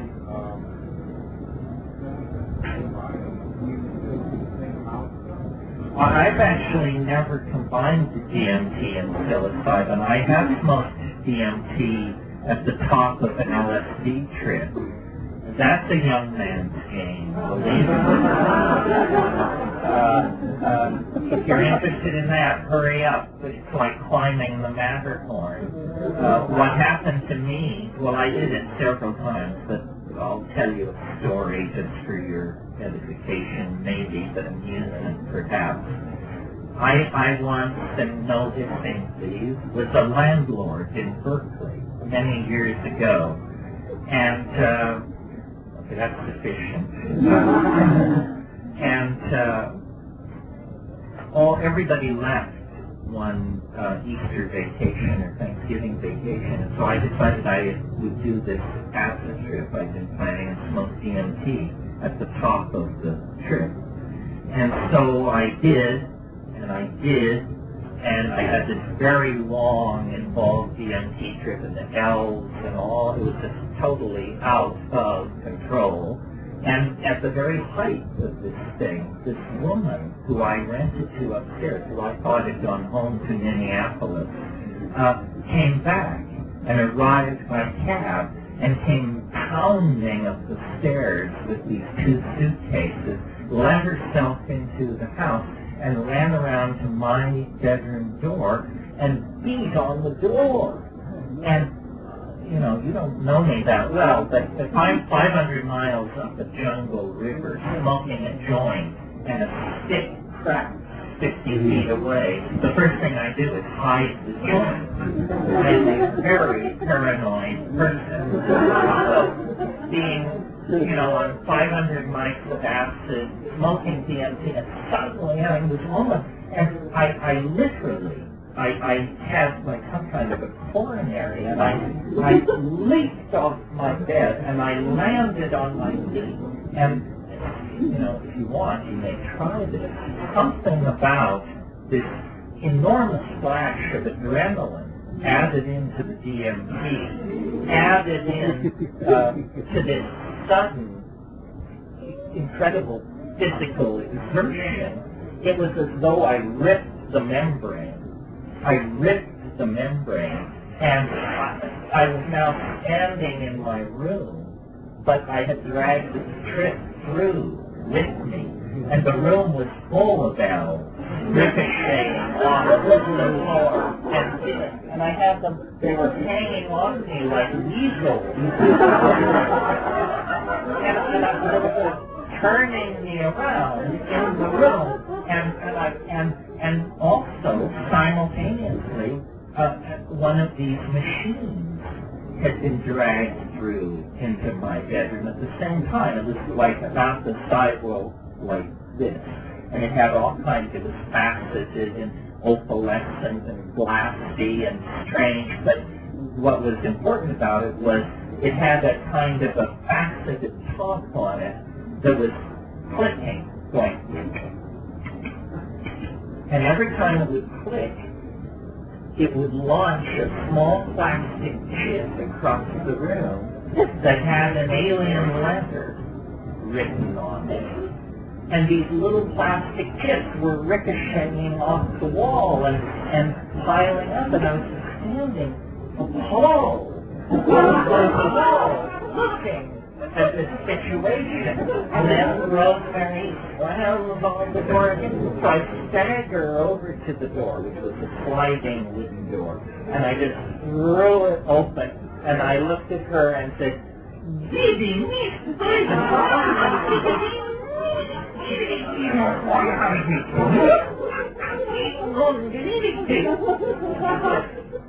oh, so you're doing that, all right." Backed up, and then I just slammed the door, and I pushed my way across the room, and I crawled under the bed. I closed my eyes, and I just said, "I'm going to stay here till I'm dead or it's over." And I did. But it was, I mean, what, you know, you're supposed to learn something about psychology, about experience. It's ridiculous.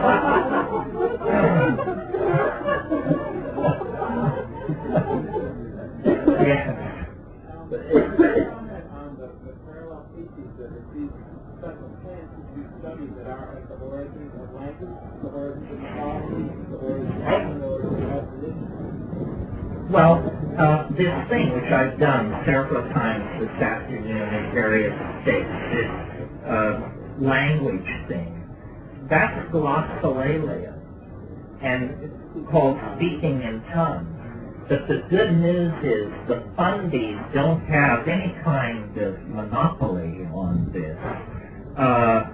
Speaking in tongues is as old as human beings. It's shamanic, it's Paleolithic, and it's done all over the world.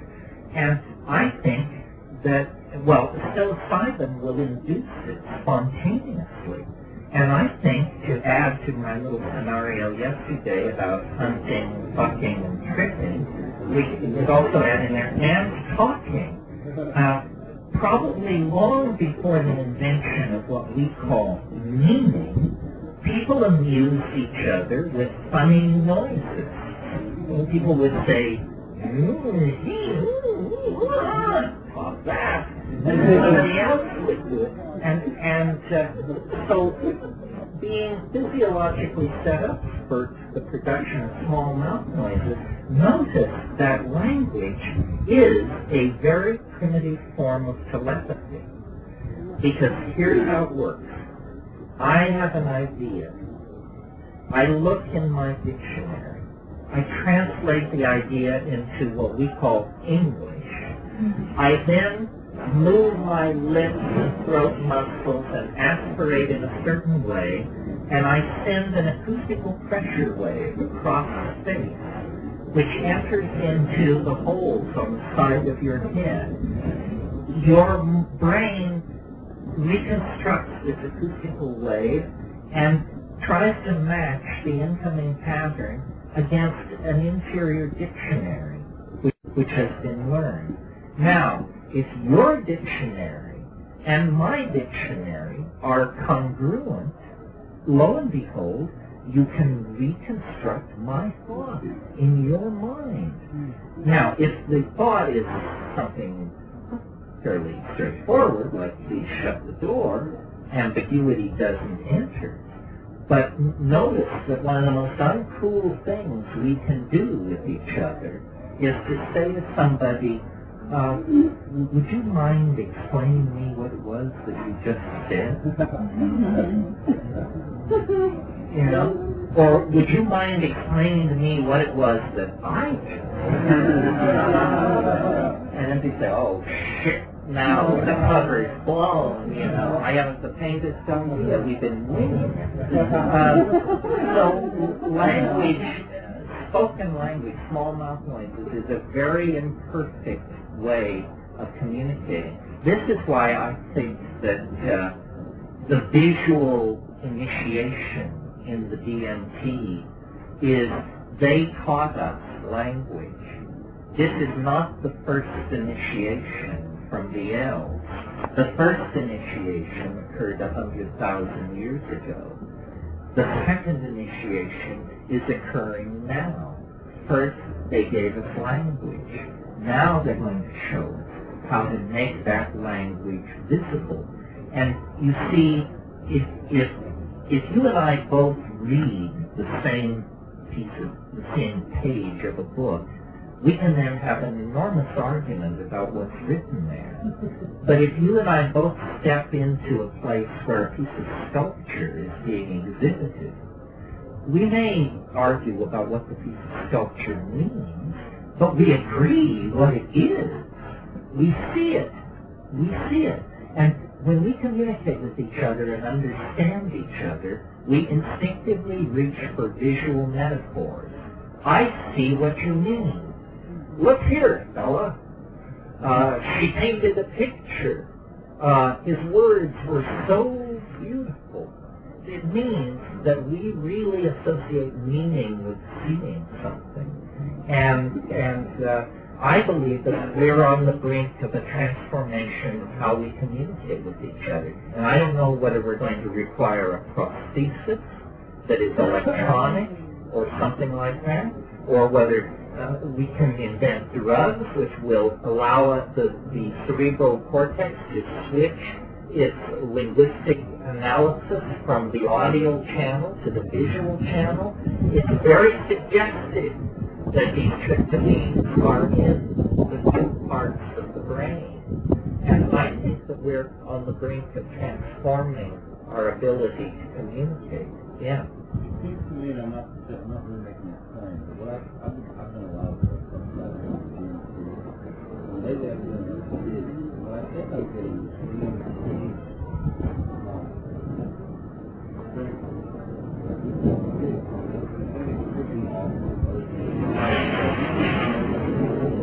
Well, yeah. I mean, what was said was that using LSD and having used DMT, one can begin to trip into DMT-like dimensions on LSD. This certainly seems reasonable to me. I haven't had that specific experience, but there is something you can do with psilocybin. Here's another technique if you don't like what's happening on a mushroom trip. Just say to it, be MDMA. And it will. No problem. You can say to it, be LSD. And it will. It has no problem. I didn't try that. You want to be sure before you summon the genie. It's clear.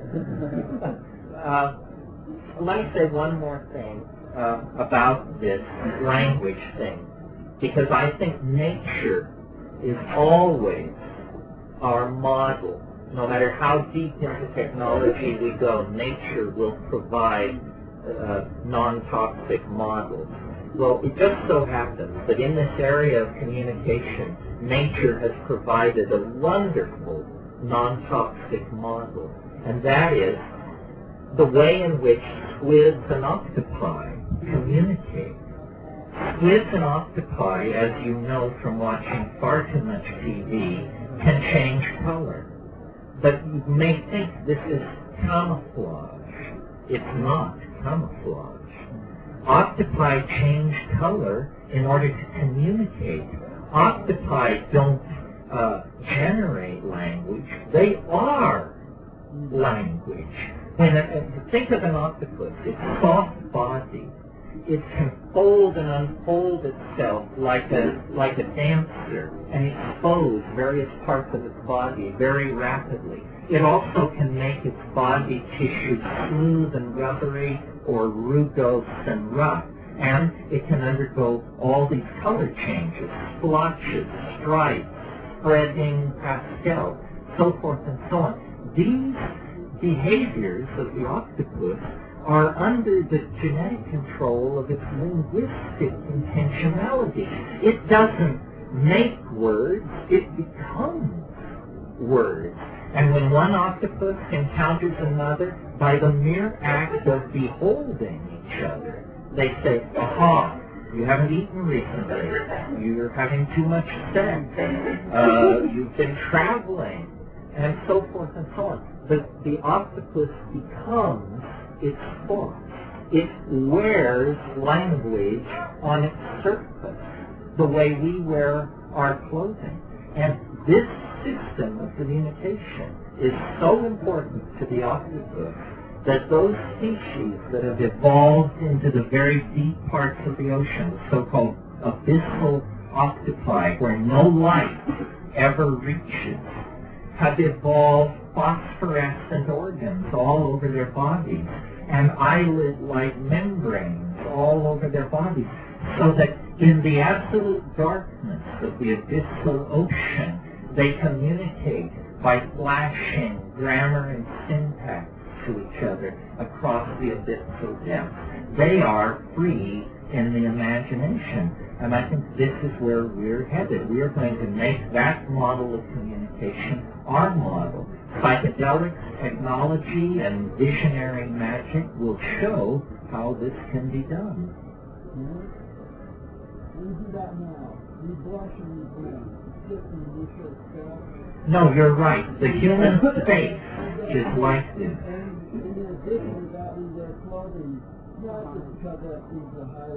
But to signify.